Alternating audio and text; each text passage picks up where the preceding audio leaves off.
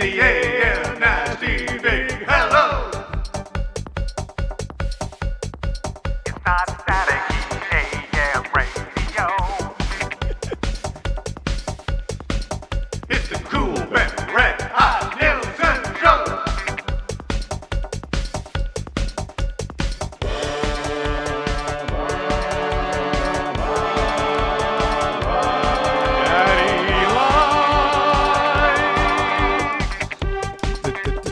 Da da da da da da da da da da da. Too good, too good. 6 o'clocker check-in song. What's up, everybody? Thank you very much for being here this morning. Let's have ourselves a show today. Hey, shall we? Shall we have a show today? Play the Campbell shutout song. God, Do man, it, wouldn't that be something? I was going to say a conch for Jack Campbell. The soup is on.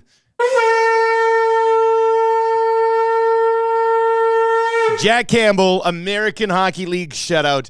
This would be the most Oilers thing ever where they're like, guess who we're calling back up?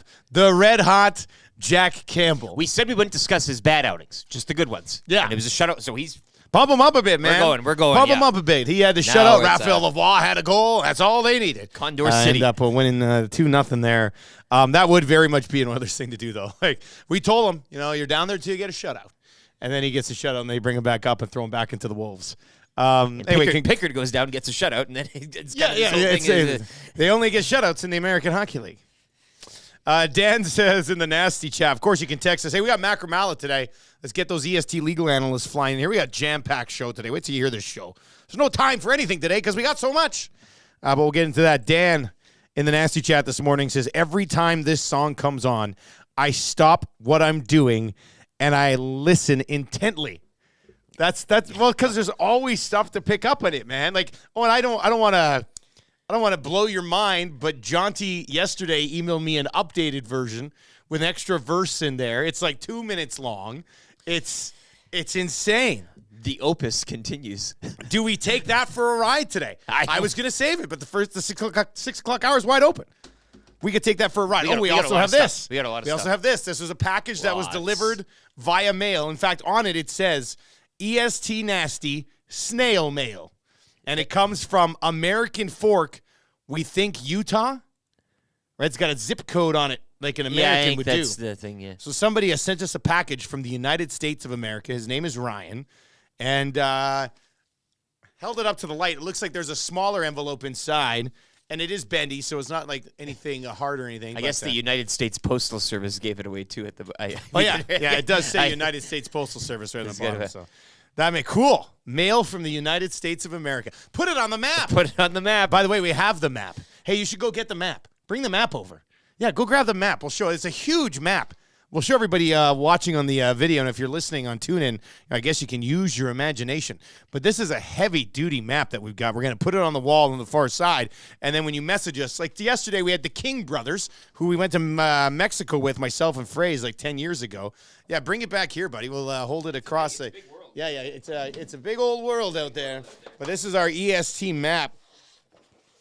Hold that up there. This is awesome. Check this out. So now we can mark where you listen. Look, it's got our Edmonton Sports Talk logo in the bottom, which is pretty cool.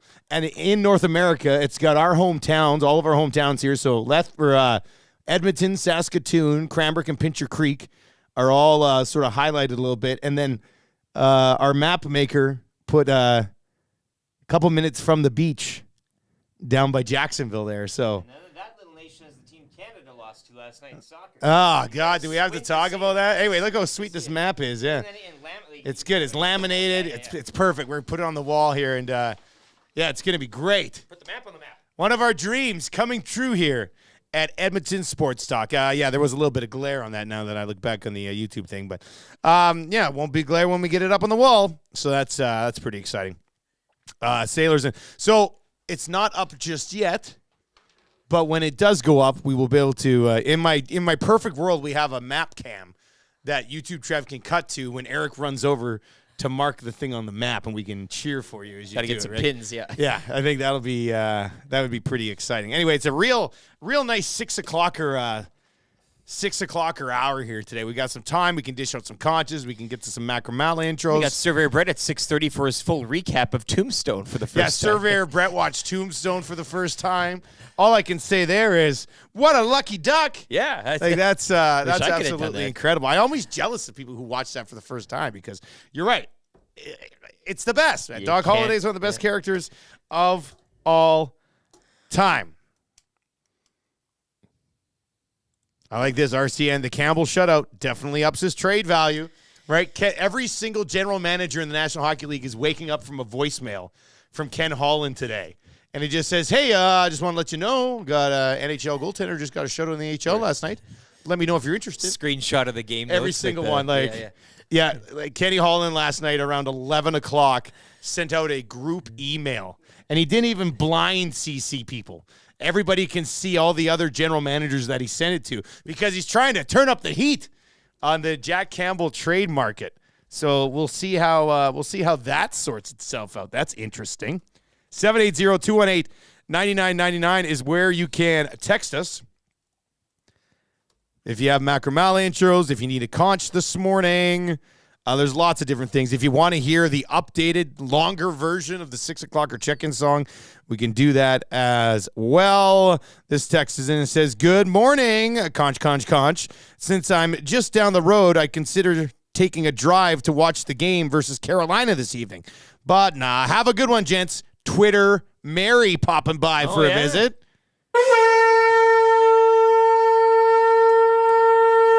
Come watch the game with us today.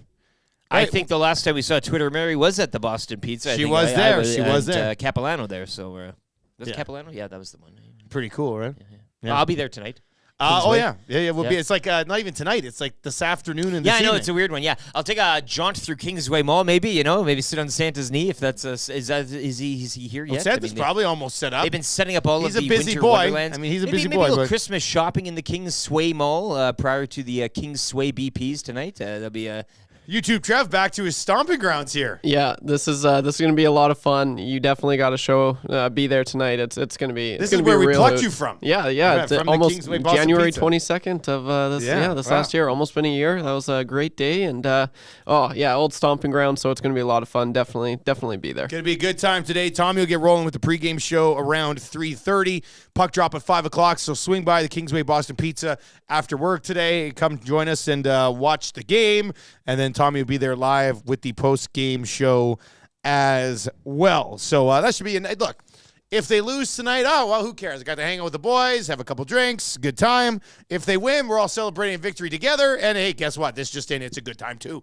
So you've got that going for you as well. So slide on by today. Make some plans. Even if you want to bail out of work a little bit early, come check out the pregame show. Tommy Gazzola and Matt Cassian on location with Tommy today Dresses as well. up good, that Matt. Oh, Matt. Yeah. For a big burly man with a great beard, he can dress up nicely. He really can. 780-218-9999. Some good Macramalla intros already rolling in as well. My monitor screen looks a little darkish today, but it's cranked right up. Up the tint. Maybe maybe my glasses are too dirty. I don't know. We'll see how that goes. Guys, Janias here. Good morning, boys. What are the odds of winning this game tonight? Would you bench Bouchard? Ooh, Now? Bench him now? I would bench Bouchard in situations where Bouchard deserves to be benched. Right? That's not even. You're that's not not going even full line A here. That's not even dropping a hammer on somebody. You're right. Yeah, you're not healthy scratching a guy. I mean, even if they did.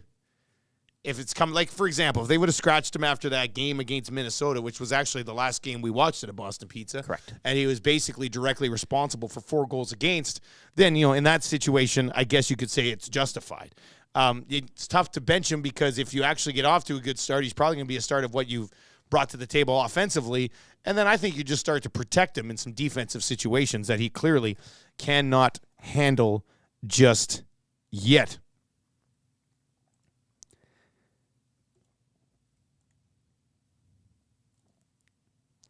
EST legal analyst and longtime amateur planer. Not the woodworking planer, but they take people with a unique sense of fashion and convince them to wear nothing but earth tones from the J.C. Penney collection kind of painter. Add an orgy. Oh, yeah, ... Add an orgy. Waiting for that to be. Yeah. No, I like slid that in one. there, eh? Dean's 1, 2, 3, 4, 5 in the nasty chat. Unfortunately, we are in must-win territory tonight and Friday afternoon. Is this a breaking news or? I mean, they've kind of been in must-win territory for the whole trip. Yeah. And the problem is that there's a fine line in this must-win territory discussion, right? Because you're sitting there going, well, how can it be must-win because it's bloody November? But at the same time, if they were to drop all 4 on this road trip, you can make a significant case that the season's over, barring like an all-time miraculous run. Yeah, So- record-wise, plus just going up against the opposition. We said this would be a test, right? You've been beating teams perceived to be below you, but this is a good group of 4 out east, and if you can't hang with them, records or not, you probably shouldn't be where you want to be, and that's in a wild card conversation. Somebody wants a conch for LeBron as well. I think we have to. Rip City Step has been trying and trying. I think we have to. I mean, the guy is positivity here. LeBron James have never lost an in-season tournament game. Think about that for a second. How many in-season tournament games did Michael Jordan win?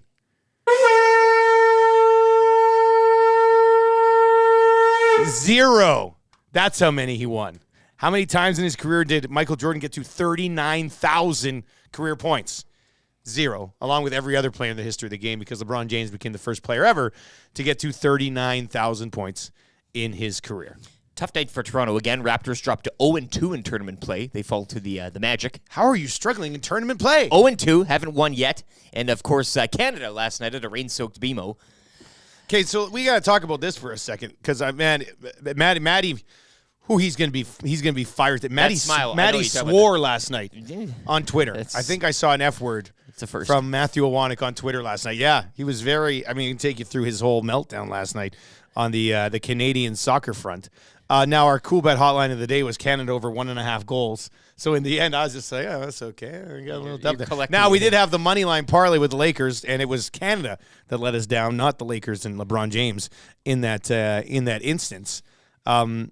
But this was a game that everybody seemed to think that they kind of had control of and then just let slip away, Rick. Like, it was a two-legged tie that seemingly you would like to say you went on the road, you not only got a point, but you won, and now you're coming home. You're in control of the tie, the 2-game series. And you're at home. You're at the place that you call home, not just in the country, but that's home base, BMO Field in Toronto. But it's pouring rain. I said Jamaica's got some talent on their team. There's a terrible handball call in the box against Canada. I know that the Vultures are out for Borean right now. The whole sweatpants goal. I think this is the time for Canada. They're straddling something where it's like, hey, remember the guy that wore the sweatpants and now he's old and I was. They're not in that time anymore. It's time to move on from that and graduate a bit. And as you always like to say with the Oilers, grow up a tad. And I think that's what they have to do. There are better younger players behind the scenes, but it seems they're trucking out. And I'm going to use Borean as the example this morning. But I think moving forward, getting some more of that youth incorporated in this team, and Mauro Biella, I mean, interim manager, but they need somebody with a little more cachet. I mean, I think he made some decisions, some subs that maybe didn't need to be, or timing-wise. He's not where he should be, and he's not where he should be with this group right now, led by Davies, and you can say a few of these guys maybe have dropped off of Jonathan David in the most recent time, but they still have a chance. They got to be Trinidad and Tobago. It's a one-off game in March. Still get into the and where is that? Where is that game? I don't know yet. Okay, it hopefully not Toronto. This was Iwanek's exact tweet. He didn't say the F word. He said F and then censored it and said, now a damn one-match playoff in March to get to Copa America. And then he tagged at Canada Soccer EN. Get a freaking proper manager in place for it. You got to get somebody. But he did say F with like 4 stars, so I don't know. I know the... I don't know. He must have meant Fucks. That's the only thing I can think of, because there's one too many stars on that one. And he also said, in time we make a move to the future in net. So. Yeah, they're 45th. I mean, they're not bad, and this isn't the end of an era or anything like that. But it certainly is something that, again, you're coming home with a lead, and you can take care of business. It's unfortunate, but they still have a chance to get in the back door for this tournament next summer, so hopefully we wish them well in March against Trinidad and Tobago. Hopefully somebody's leading this thing with a little more cachet, shall we say, by that time. EST legal analyst and guy who refuses to call them ladybugs and only refers to them as dirty bugs because of what he does with them. It's not very ladylike. What the hell does that even mean, man? Anyway, thanks for the text. Keep them coming in. Also, I want a huge shout out to Josh Clausen. Saw Clausen yesterday on Twitter. Slyly putting it out there. There it is. There it is. Man, we have this one little fly that keeps flying by us, like, for the last, how long has this fly been in here for? I think it's a spy. It's an electronic spy from Black Sedan guy. He's let it loose in the building, right? It's all computers. That's pretty good, actually. I like that. Keep these text messages rolling in today. We have lots of time in the 6 o'clock hour. Let me lay out the show for you. The show is actually jam-packed, but we did kind of save the 6 o'clock hour for you, our wonderful listeners. What do you think happens tonight? Oilers and Hurricanes. What would you do with the lineup tonight? Oilers and Hurricanes. You know what I think is a great strategy? Playing Broberg for 8 minutes and Desharnais for 10. Not. But you like that not joke? I was saving that not joke today. That's a real good one. What would you do with the lineup tonight? 780-218-9999 or hit us up in the nasty chat as well. We'll take a look a little bit closer at this Oilers Hurricanes game as we work our way through the first hour. Like I said, Boston Pizza today. Join us. Tommy be on with the pregame show at 3:30 today. So busy day for the EST crowd. And then so tomorrow would be like a regular day, but Friday's right off the rails because we do our show into the Saturday Night Live draft. Yes. Into the lock shop, into the pregame show, into our live sort of watch along that we're going to do here in the office, and then into the postgame show. Then over to Urban Turban for some drinks afterwards. Oh my goodness. Friday is Friday's going to be a long but absolutely wonderful day. It's going to be great. I cannot wait for Friday. If you like content, you're going to love Friday. I'm going to get into the Elks a little bit. I know, it's weird. Why would you get into the Elks? But there's still a few things coming out of Grey Cup that I haven't had a chance to talk about just yet. So we'll get into that a little bit coming up. And then after that, man, 7 o'clock, 8 o'clock hours, we got a wild ride for you today. Jamie McLennan is going to pop by for Pro-Am Sports. They got that huge sale, in-store only, on Saturday from 11 to 4.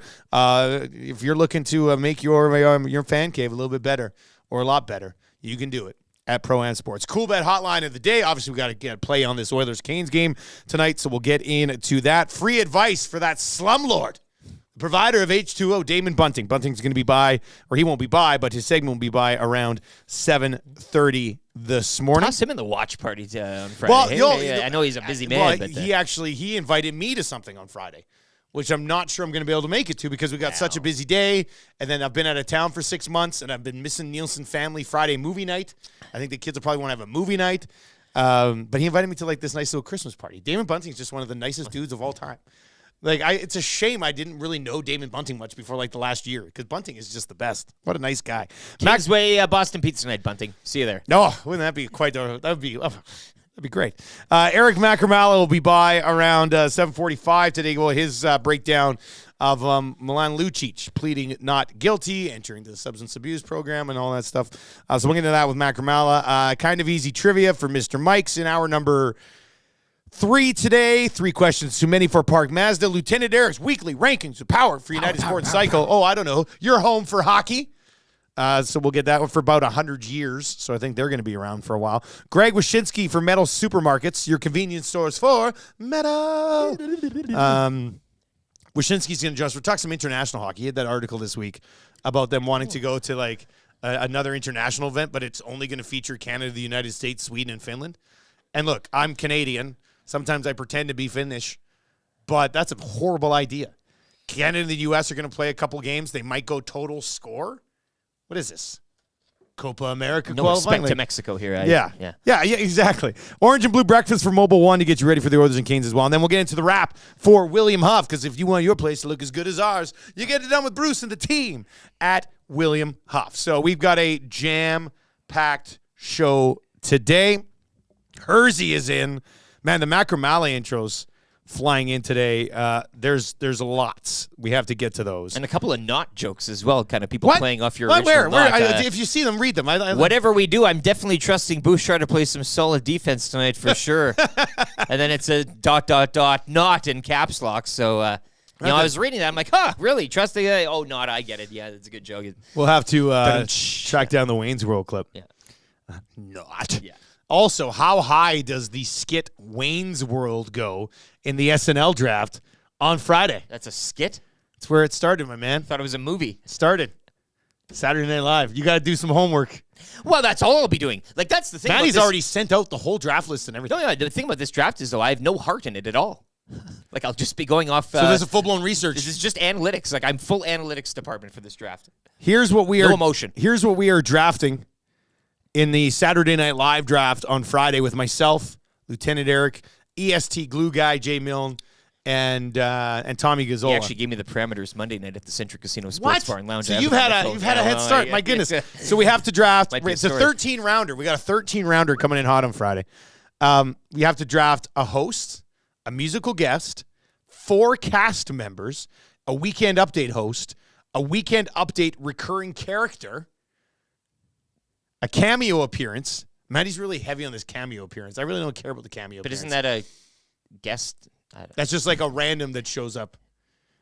It's not so. And then 3 recurring sketches and 1 celebrity impersonation. So there's a lot to get to in this Saturday Night Live draft, which should be a lot of fun. It'd be a nice way to sort of break up the morning leading into a full afternoon of coverage on the Oilers and the Washington Capitals. So, yeah, it's going to be a good one. We are very much looking forward to him. EST legal analyst and guy who sleeps with a ruler next to his bed so he can measure how long his sleep is after his daily orgy. There we go. And then there's another one that we can't read, Strummy. Yeah, you know better than that, man. Even on here, I wouldn't read that. And there's nothing that could really happen to us on here. But even on here, I can't read the second part of that text. Your thoughts on the Oilers and the Canes tonight? Do we want to listen to the extended version of the 6 o'clocker song today? Yes. It's cometh the hour, cometh the song. Let me just open it up here. I just downloaded it from Jaunty. So this is like an extended version, I believe. Oh yeah, it's very much extended. All right, so you love the original. And look, I'll be honest. I haven't listened to this yet. He just said that it's longer and there's an extra verse. It's going to be tough to top the original, but I'll give full credit to Jaunty for trying here. So let's take a listen at the extended version of the 6 o'clocker song. A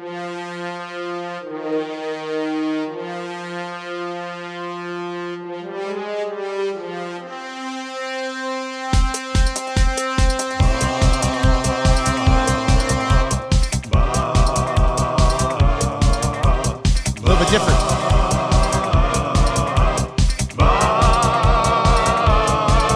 It's the 6 o'clock check-in. Come on, let's go. It's the AM nasty big hello. It's clearer there. I like it. Yeah. It's not static AM radio. You two Trev's singing over there. I like it. It's the cool Ben Red Hot Nielsen show. Let's go. Oh, that's new. Yeah.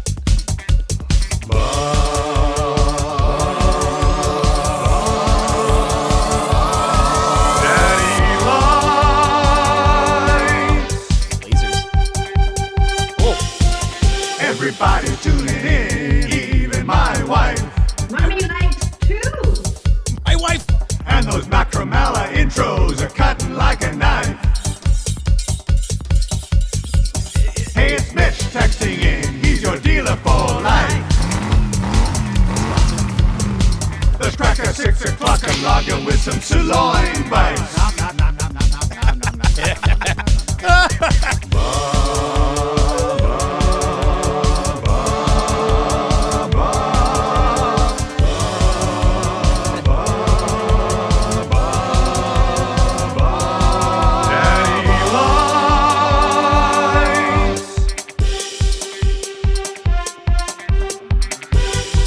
God, Jaunty.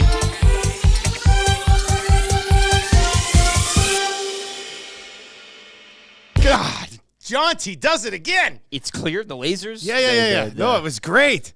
That was great. I was worried about, like, from a follow-up perspective, the new lyrics that he added at the end there, the second verse.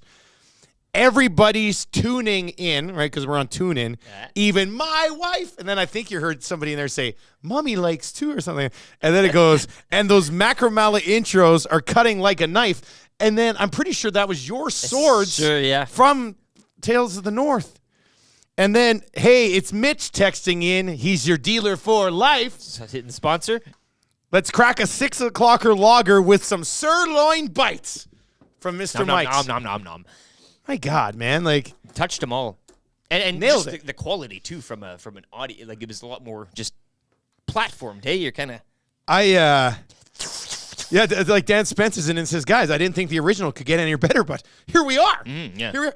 Can you not imagine, like first of all, when we do the next Nasty Bash next summer, which will be a whole nother level compared to last year's Nasty Bash. You want Fergie's prostate piping this. I'm imagining Jaunty like standing there in front of everybody like he's conducting a bloody orchestra. And it's just like, he's like, bring in the trombones over here. And because you could do that, man. Like the way it's put together. It's absolutely I'll amazing. Join in the sing-along on this one. Hey, to follow up the original with a sequel that bangs even better is the sign of a true legend, man. That's good stuff. I think he knows what he's doing here, giving us the rough copy first, hey, kind of. A real showman, that Jaunty. He had the original before, and now it's like, oh, hey, what do you think about this? What do you think about this? New verse drops next week. Stubby's in it says, the OG version is better. Not. I've been listening to the anthem back when it was terrible quality. Yeah, extended club version. That would be the remix. Yeah, that would be the Dick Venerette remix. George is in. Look at George. He comes in hot today. 7-1 Hurricanes. Just out of nowhere, like in the middle of the chat, like 7-1 Hurricanes. Zulu says 3-0 Oilers because why the hell not? Well, we'll continue with this conversation. Put your money where your mouth is. If you're listening right now, you won't be able to see it. If you're watching, you can. By the end of the 6 o'clock hour today, we are going to open up a package that was sent to us from Utah in the United States of America. If you have any guesses to what it is, could be the way you win text of the day. Who knows? It's a Macramalla intro day. But to me, it looks like, what do you think's in there? A letter? Well, if it's a letter, why would you be so concerned if you'd fold it, right? Maybe like Ryan's extremely rich and he sent us a huge check. Maybe it's a portrait of himself. He drew himself. Or it's a drawing of Renee even. Maybe something like that. Like a drawing, some sort of drawing. Because why would you want it not bent, right? Like a letter could be folded up. I hope it doesn't self-destruct like on Inspector Gadget. That would suck. Oops. Well, good run. See, I can move it around. Anyway, if you have any guesses as to what the letter is from Ryan, once again, I hope it's not a cease and desist or something. That would suck. But yeah, get your guesses in right now. We're going to open that before 7 o'clock today, which is still 30 minutes away. So we got lots of time to continue to dive into this hockey game. You can text us anytime, 780-218-9999. That is your Paris Jewelers inbox. If you want to get in today, that's how you can do it. And if it's time to go for a little holiday shopping, go to Paris Jewelers. Tell them we sent you. Most of the people in there will have no idea what you're talking about, right? Because they're all just workers. They're probably not like, okay, so where's every sponsor and whoever Lieutenant Eric? Who's this? But local family-owned business started in Edmonton, now has 22 stores across Canada. You do not expand to 22 stores without delivering an amazing product. It's just that simple.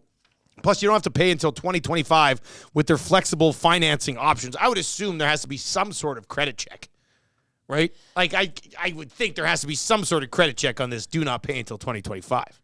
Take it from me. It's a great experience. I can say no more. The new holiday collection is out with a portion of all the sales from the collection being donated to the Make-A-Wish Foundation of Canada. So, I mean, that's a great cause as well. You go in, you get something from the holiday collection, and then you know that you're helping out a great cause as well. Somebody will have a wish along the way. They've also got the exclusive jewelry pieces inspired by your favorite Marvel characters, Spider-Man, Iron Man, Black Panther, the Avengers, and more. You can shop in store or online at parisjewelers.com.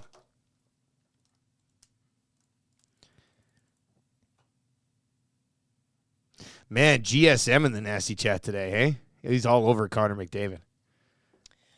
I appreciate the fire. I appreciate the fire. In caps, Speedy McDavid and all the talk about how fast he skates means nothing. You're right. Connor McDavid's speed means nothing. Great take. He also said if McDavid gets all the credit when the team plays good and wins, then it's only fair that he gets all the blame when the team plays bad and fails. Well, I mean, if you look at why this team is sucking right now, you can't put it all on Connor McDavid, but he's certainly not at the level he's been at in the past. And I would think he's probably not anywhere close to 100% healthy. This is before the Florida But game you're as well. playing. Like, you're playing. Find a way to contribute at the level that you should be contributing at. I mean, if you're so banged up that you can't contribute properly, then you probably shouldn't be playing. He looks like he's getting around okay. I think there are some elements to the game where an injury in the area that he had his injury might be evident. I don't think there's a lot coming off the shot right now. He does seem a little off. But that was before Florida, too, and you could make a case perhaps a shoulder thing, too. But you're right. At what point do you say, well, are you going out there every night helping or he's never harming you. I get that. He's not hurting But him, it's that's a for sense sure. where it's like, well, what are we doing here? And maybe, resting up and getting back to 100% and back to your old self would be the best thing. But, much like Can't do all the that other, now, though. No, but much like all the other shit, you go trade for a goaltender today. Is that fixing everything? No. If he's healthy, does that fix everything? No. It would help, but it's a combination of a lot of things right now that aren't going well all at the same time. It would be very interesting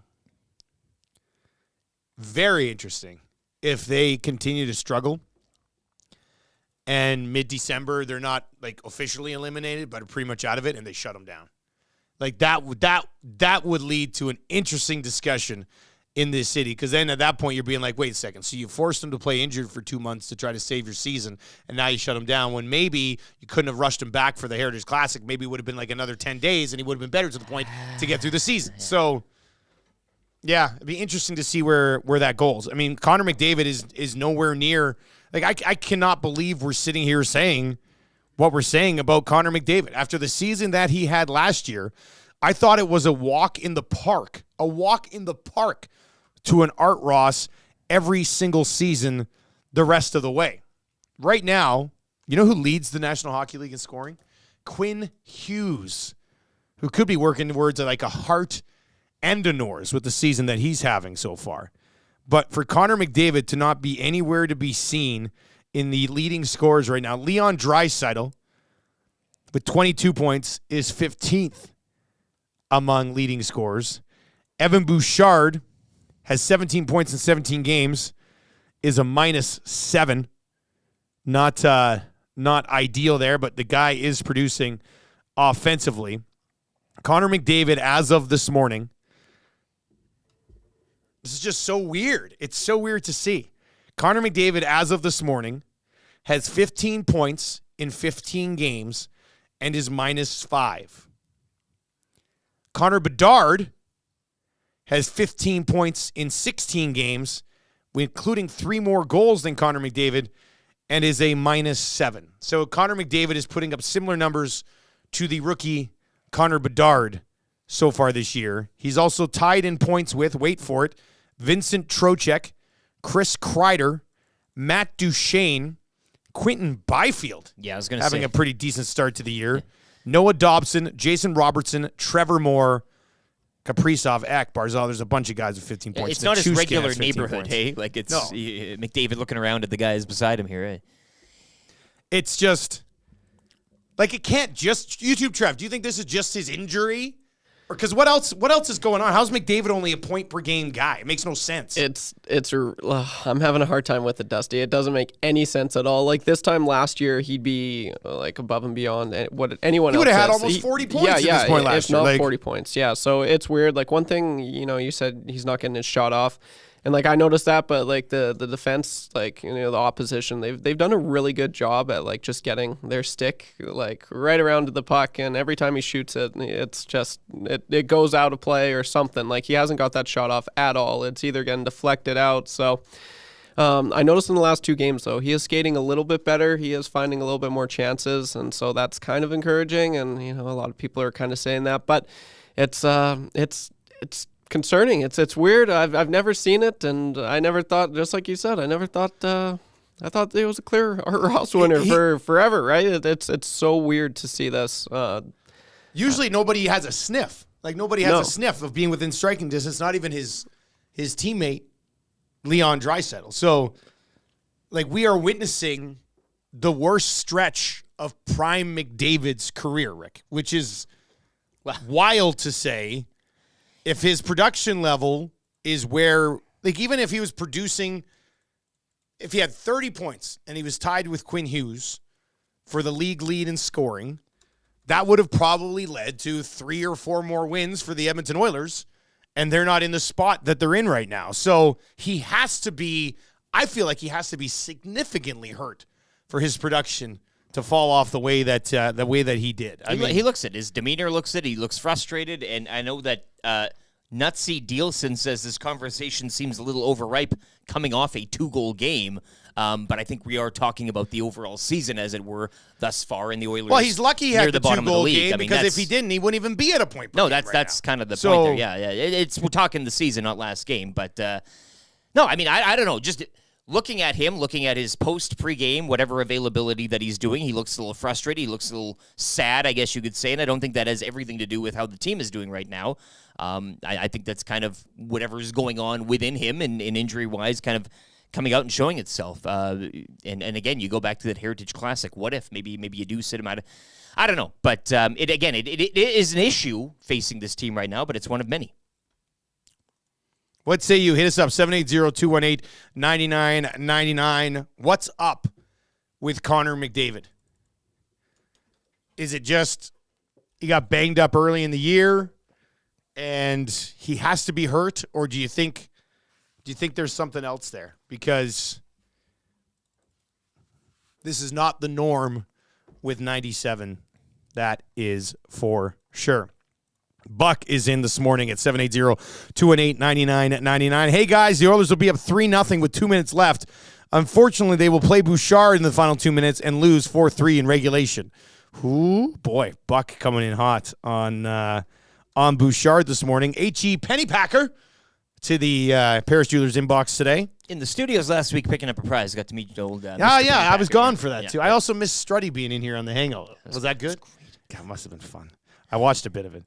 H.E. Pennypacker says, our letter here from the United States is from Ryan McLeod in the future, letting you know he's going to pot 2 goals tonight, and this is when the season turns around. I like that time travel talk, hey? Coming for that text of the day? That would be that'd be quite something, wouldn't it? Mariah in Barhead this morning says it's unreal to see this team considering where we were 6 months ago. It is. Like, that's what doesn't make sense. If this was a middle-of-the-pack team coming into the season who just, maybe they are a middle-of-the-pack team who got on a run late in the season last year, went 14-0-1, and then gave the Golden Knights, pretty much, beat the Kings and gave the Golden Knights pretty much as they could handle as far as the playoffs are concerned. But how do you go from being damn near unbeatable over the final 25% of last season, giving the eventual Stanley Cup champions their stiffest test, and then rolling out this year in this fashion? The team, they say they don't give up on the coach, but it kind of looked like they gave up on the coach in 13 games, which doesn't make any sense. This can't possibly be. We talked about it on 2 Guys and a Goalie yesterday, and if you missed 2 Guys and a Goalie, you can obviously listen to the podcast. You can go on YouTube and watch it. It was Matt Cassian who kind of brought it up and said, do you think the team misses, a guy like Yamamoto as a glue guy? Like a guy, remember before the games, they'd always be, Yamamoto would be doing high fives because he's so little. He's it was almost like a team mascot. Guys love to play with him.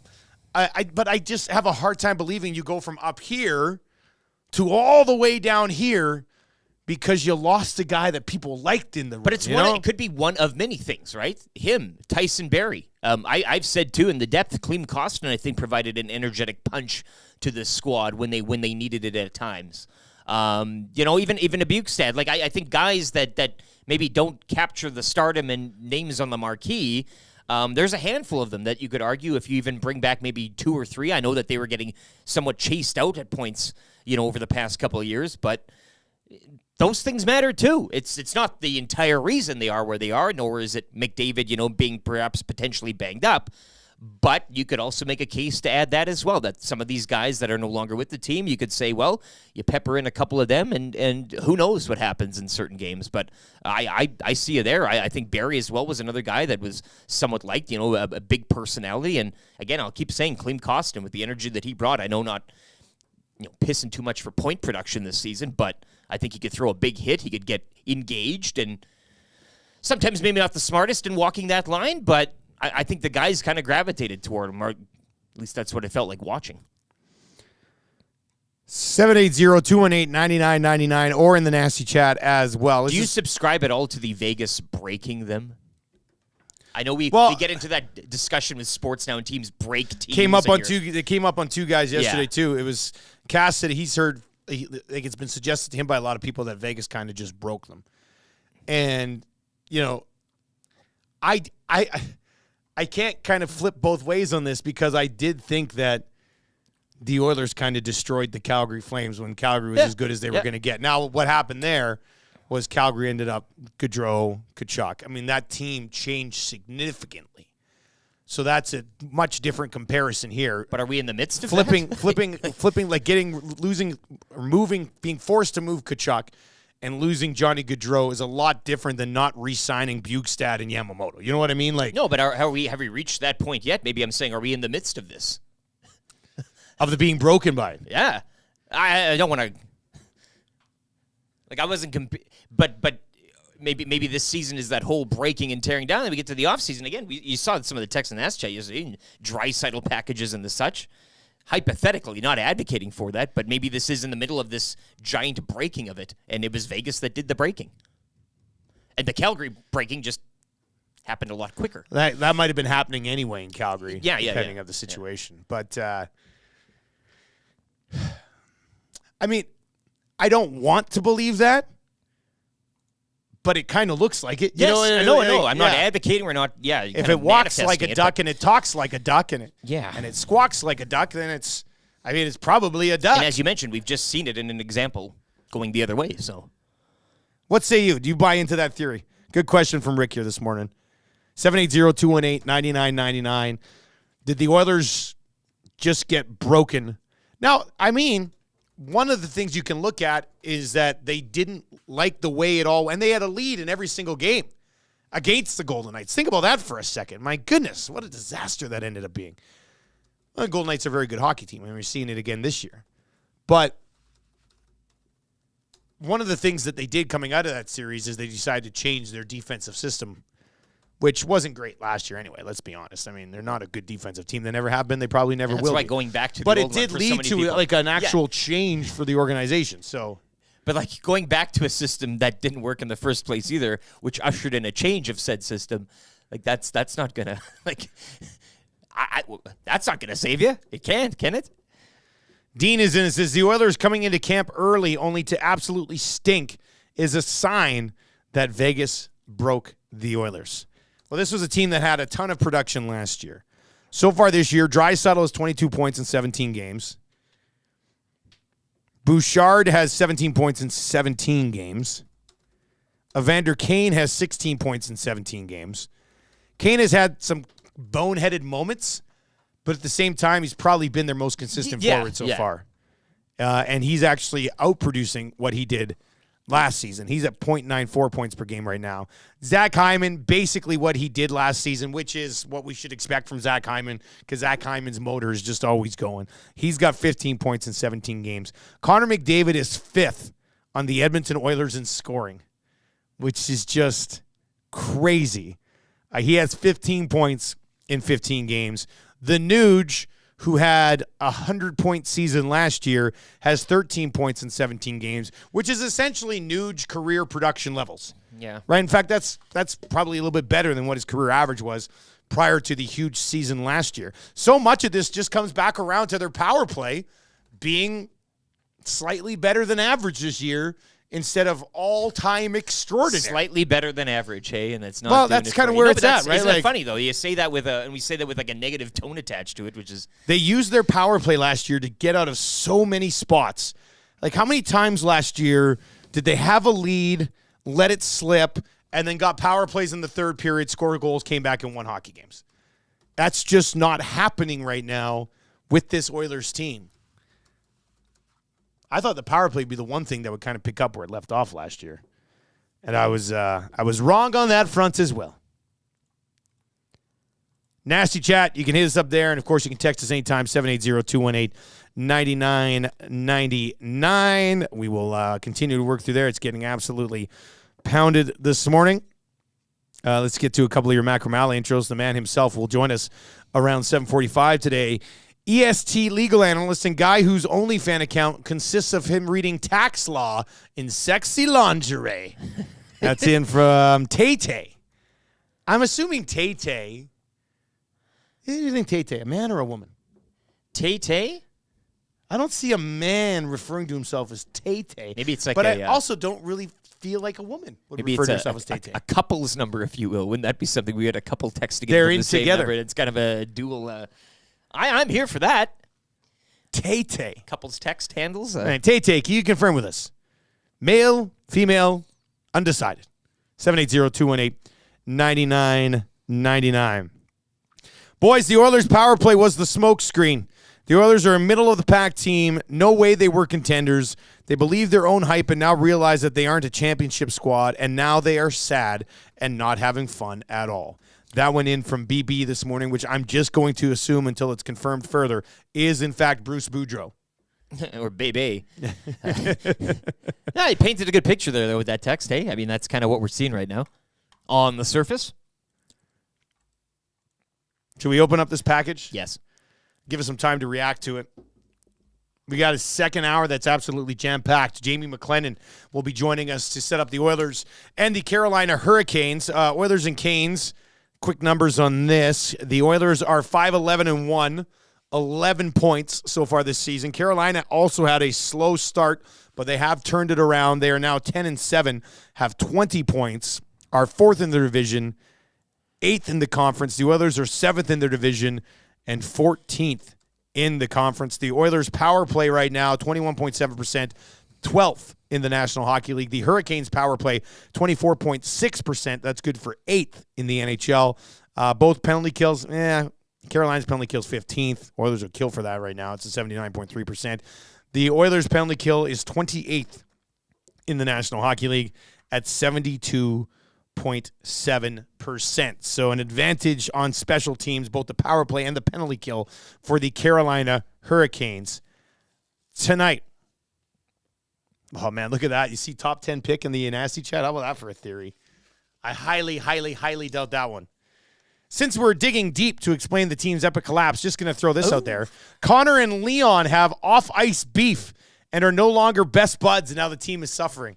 I mean, of all the theories, that might be the one that I find to be the most ridiculous. All right, here we go. We're opening up the package from the United States of America. Oh, boy. Oh, I see something. Oh, my God. I see a wrapper, but I don't see any. They're whistle dog wrappers. We already have like 1,000 of these. What's his? Are they used or?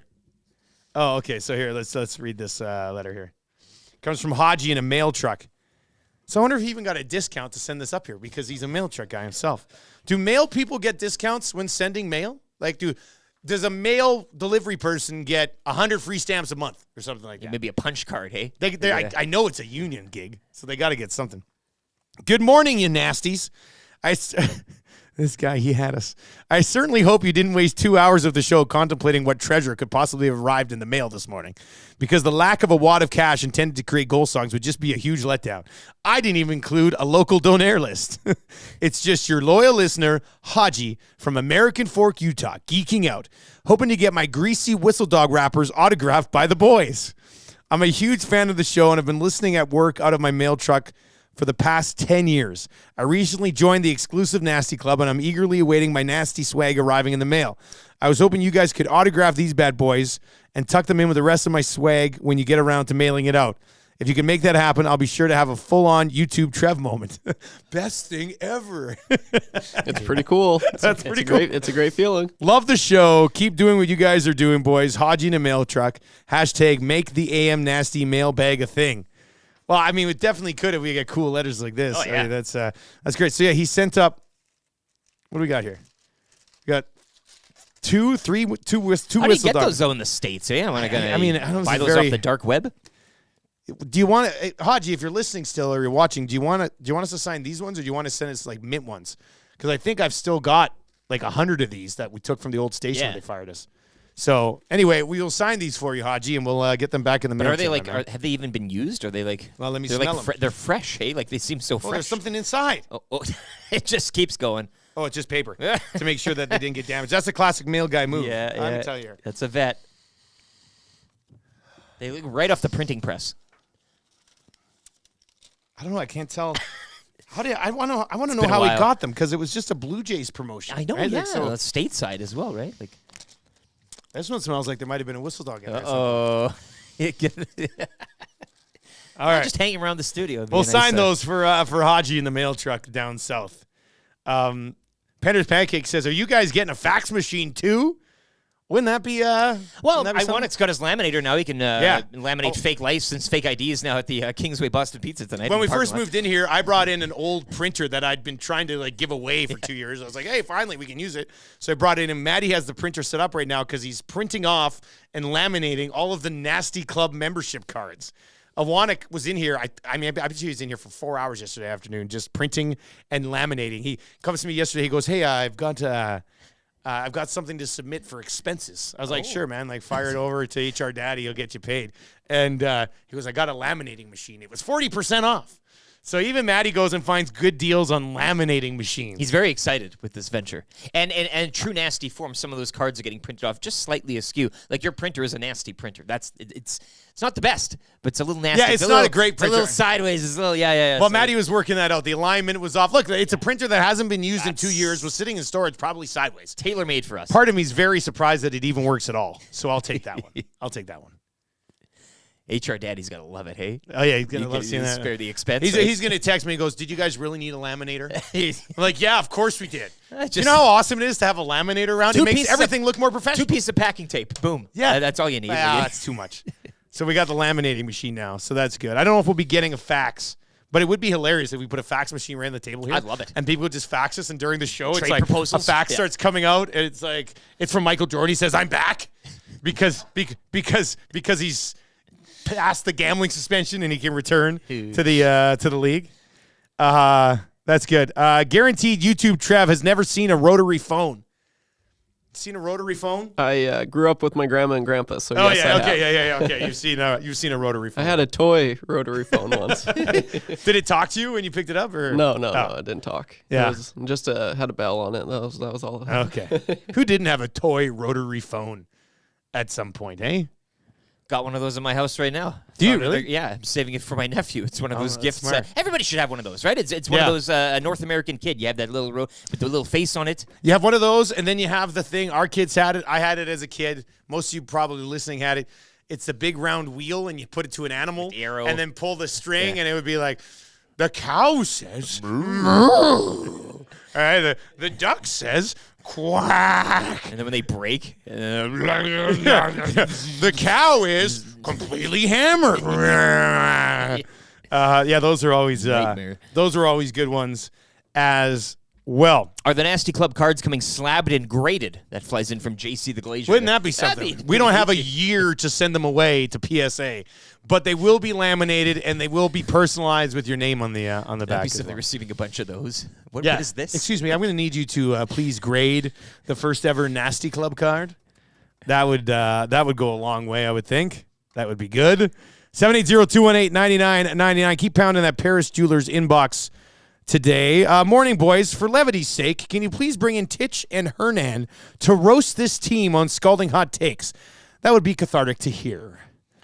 Well, Hernan, you might be able to see him tonight. The Kingsway Boston Pizza. I know he likes to kind of get out for those. You'd maybe dude, grab a booth with him, have 10 minutes. By, that 10 would be minutes great. with Hernan. Yeah. You can watch a full-blown Hernan meltdown if they lose to the Hurricanes tonight.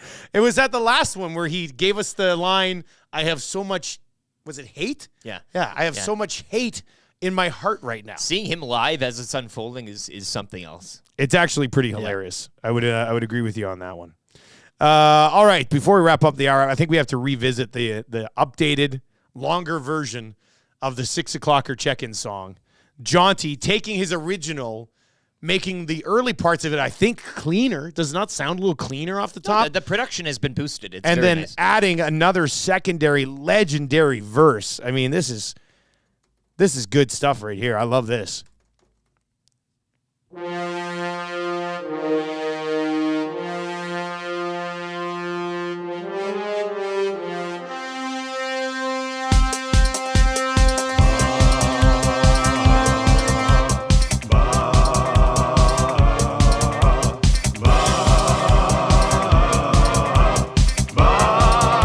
Can't you see Jaunty? 6 o'clock and check-in, come on, let's go.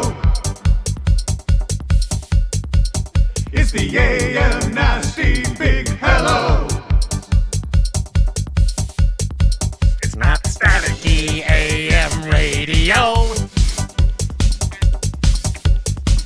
It's the cool Ben Red Hot Nielsen show. Let's go. That's new. I like that.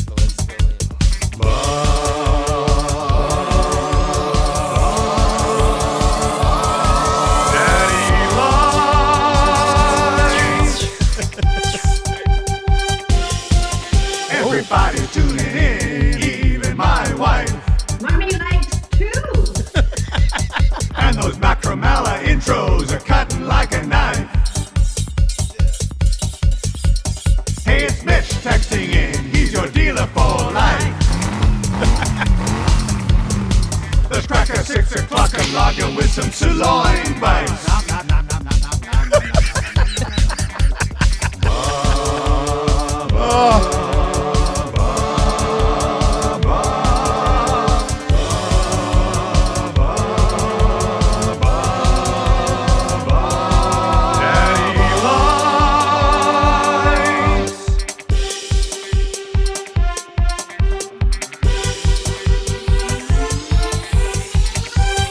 Oh, man, that is just too damn good. Jaunty and Victoria, you've done it again. You've done it twice in like 10 days. As I'm saying, though, I think he's slow releasing. You just wait until There next can't- week. there's nothing when we else. have the wreck of the Edmund Fitzgerald 8-minute long type of, verse after verse after verse after verse. Strummy's in and says, this is his Bohemian Rhapsody. Yeah. Like, it is. I mean, this is it. 780-218-9999 from the Box Pounder, I think, this morning. He says, can't stop dancing. Danny T says, oh, baby, that bass is thumping. It's good, right? Jaunty, Victoria, you're brilliant. Fine work. Absolutely brilliant. Oilers and Hurricanes tonight. Thank you very much for being with us here this morning. We are going to dive into this game, this road trip, and more with Jamie McLennan. He's going to pop by coming up here just after 7 o'clock this morning. The Edmonton Oilers, one of the things we'll ask you, and you can chime in on this, like, is this road trip still salvageable? If you come back from this road trip at 500, congratulations, you accomplished nothing. You I mean, didn't that's lose the basically what trip. it is, Yeah, right? yeah, Like, yeah. they needed to come on this road trip and win at least 3 of the 4. They can't do that now. And now you're sitting here watching them going, well, can they get the next 2? Because if they come back with 1 win on this 4-game trip, what do you do at that point? Does that mean there has to be a trade to kind of shock the group when the firing of the coach was supposed to shock the group, but it hasn't changed the group, which makes you think the issue is actually inside that group? Well, nobody was saying that prior to the coaching change, but I think you'd have to do something. This, as I said, just hanging with these teams. How about this? Keeping a lead. Talk about winning a game. Say keeping a lead. You right can now. get the lead. You can get the lead. You just can't keep the lead. Let's keep a lead. You're out here taking leads, but you're not keeping the lead. Come back from this trip and you've kept 1 lead. I think that's a success. given the current climate. Man, what a bad spot this team's in. If that's what we're talking about. That's the reality. Is your shirt on inside out, or is the Campbell just supposed to look like so? Okay, I thought, you know how maybe. Let me touch your shirt right now. I'll touch that shirt. Oh, it's cool. So it's orange on orange. Yeah.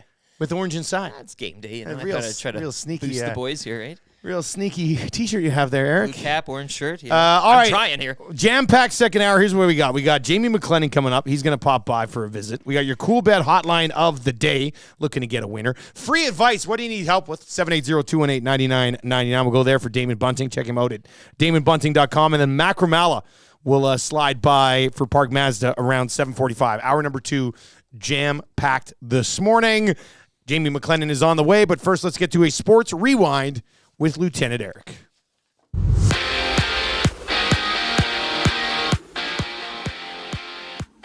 Canada's bid to qualify for the 2024 Copa America hitting a roadblock last night. The 45th ranked Canadian men's soccer team with a collapse from BMO Field in Toronto, losing 3-2 to Jamaica.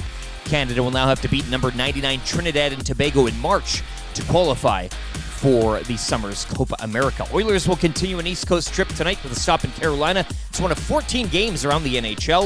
You can join Tom Gazzola and the EST crew live from the Kingsway Boston Pizza for the Oil Stream pre- and post-game shows. Coverage begins 3:30 this afternoon. And of course, you can hear it live right here on EdmontonSportsTalk.com. Edmonton Oil Kings kick off a 2-game homestand tonight against Brandon ahead of a date with the Regina Pats on Friday. And NBA in-season tournament group stage play from last night. So the Raptors drop one in Orlando, 126-107 to the Magic. Raps now 0-2 in tournament play. Regular season play resumes tonight. Raps visit the Pacers in one of 14 games.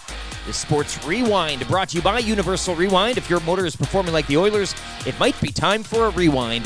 If only we could rewind the Oilers season.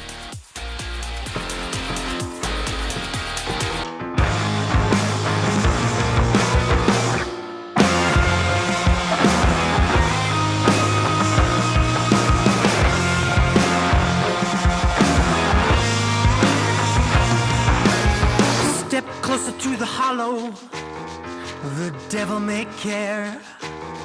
If I showed you around my heart, would you mind if I shared to show you what's wrong with me? I will not change it. I will wait patiently while you get painted out. Let me into your untainted tribe to be the one who gets to live a lie. Oh, let me lie with you. I'll be a perfect stranger. I wanna be that stupid boy that you don't talk about. You better believe there's a sharp knife beside my bed. You better believe there's a sharp knife inside my head. And if you would leave, I would take you by the hand. You and I would leave, but it wouldn't be that bad. Woo! Whale and the Wolf, man. Hey, do those guys know how to rock or what? God, love that one. That sharp knife. You can check it out right now. Christmas sweater as well from the band, available Did you get online. one? Did you get one? Oh, sorry.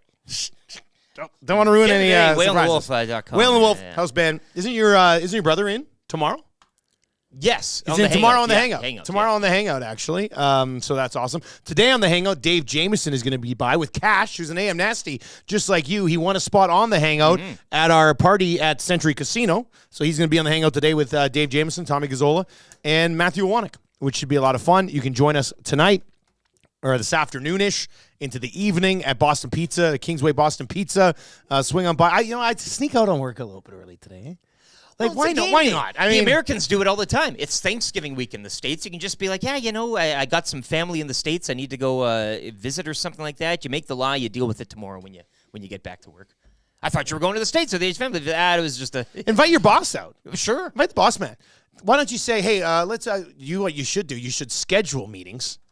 You should schedule your late afternoon work meetings at Boston Pizza in the Kingsway today. Perfect. And then you're rolling in. You're still working. You're still being responsible, but you're watching the game with the boys. So we'll be there. Tommy Gazzola's pregame show for Edmonton Sports Talk begins at 3:30, and we'll be there pretty much the rest of the day. My kids got power skating, so I'm going to have to sneak away for just a little bit, but I'll be back probably early in the first period, so I'm not going to miss too much. I got the $5 off medium pizzas over there during the game as well. I get some deals on Canadian Coors Light. Shots of Fireball and Jaeger are $5.50, so if the game goes off the rails, it's on at that point. So I think that's how you nice start as the, well. start the game. That's how you start the game? Like a round of Fireballs for everybody. I didn't have Fireball at Grey Cup. I'm not gonna deal with any Fireball here on a Wednesday, the week after Grey Cup. Our next guest, Jamie McLennan, is brought to you by Pro-Am Sports. Visit their in-store only Super Saturday sale this Saturday, November 25th, located in Edmonton, of course, on the corner of St. Albert Trail, 128th Ave, just north of the Yellowhead. We're talking jerseys, we're talking signed memorabilia, we're talking photos, framed, all that stuff. You can get it at Pro-Am Sports. Noodles, how you doing this morning, buddy? Not too bad. How's everybody doing today? Oh, really good, Noodles. The Oilers have dropped 2 of the first 4 of this road trip, which they had to have success on. So, you know how it is. I mean, it's a critical one tonight against the Carolina Hurricanes. There's no doubt about that. They bring in this was asked of us yesterday on Two Guys and Goal. I want to bring it up to you because Cass and Gage are an interesting breakdown of this. But do you see the Oilers since the coaching change playing guilty at all? Like, have you seen that desperation new coach bump from them? For pockets, yes. I heard you talking about that, you're going to your kids' practice or whatever, you're going to miss a little bit of the first period. So you'll miss them getting out to a good start. Yeah, exactly. You'll miss them winning. You'll miss them scoring 2 or 3 goals. And then as you get home, you'll see them hand it right back because this is the team. Right now, there's pockets of really great play. And then there's pockets of ridiculousness. Like I've like brain dead hockey, which I'm like, what is going on here? You're watching players who forget how to play hockey, a game within the game. They'll make a great play and they'll make a ridiculous play the next shift. So that's where I think there is some guilt to it. But right now, this group's confidence is so fragile. The minute that any type of adversity is handed to them in a game, they can't handle it. And that's where they get themselves in trouble. You're in pretty good shape in Florida several different times. You start 2-0. You take a bad penalty where this is what frustrates me in certain situations is Evander Kane, you want him to play on the edge. No problem. I love the guy. But everybody has a pre-scout on everybody.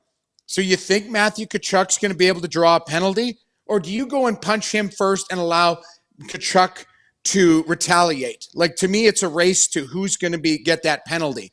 And I get frustrated in certain things because there's moments within a game where it could change the look of the game. That penalty changed the look of the game.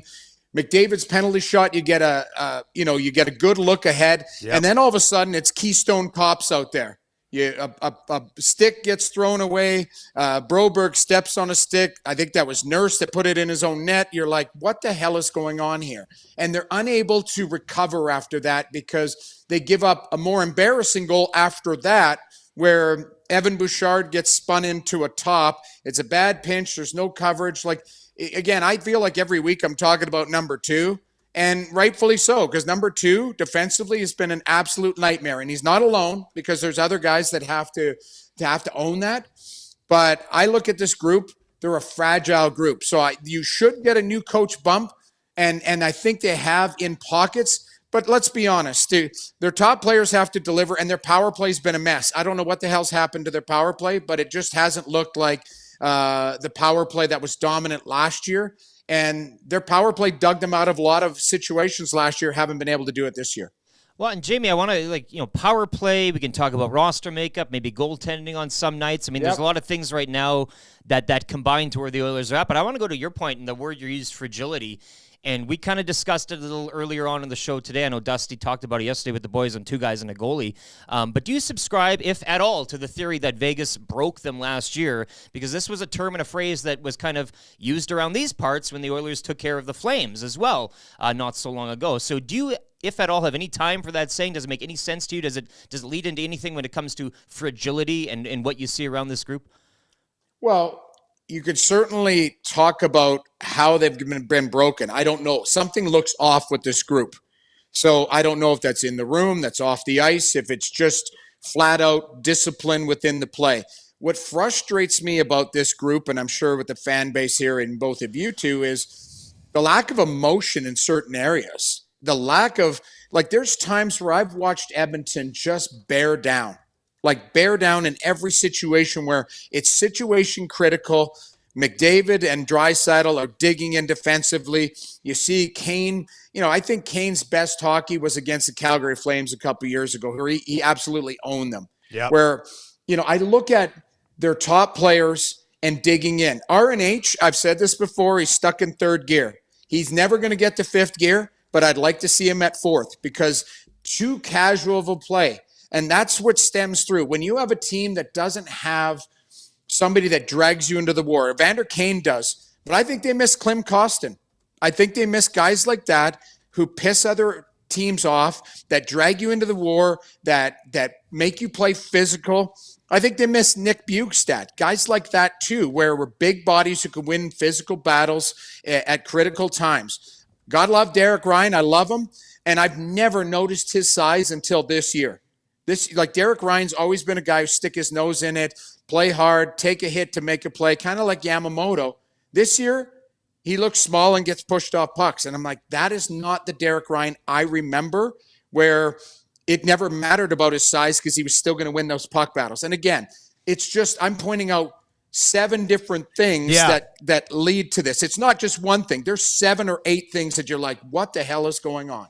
It's funny you brought up a few of the guys in there that and look, most of those guys, they'd love to have them back. They just couldn't afford them, right? Because they're in such a tough spot from the cap. Even Yamamoto was just a cap casualty because that was one of the names that Cass brought up yesterday on Two Guys, where he's like, everybody loved Yamamoto in that group. And Cass said he'd been on teams where you lost one guy and the room just wasn't the same. Is that such a thing? Like you lose a glue guy, Noodles, and things just don't seem right. Things seem off. Like we can't put all their boneheaded mistakes that they're making individually on not having a glue guy around, but the overall vibe of the room. Did you see that in your career when your teams lost a guy?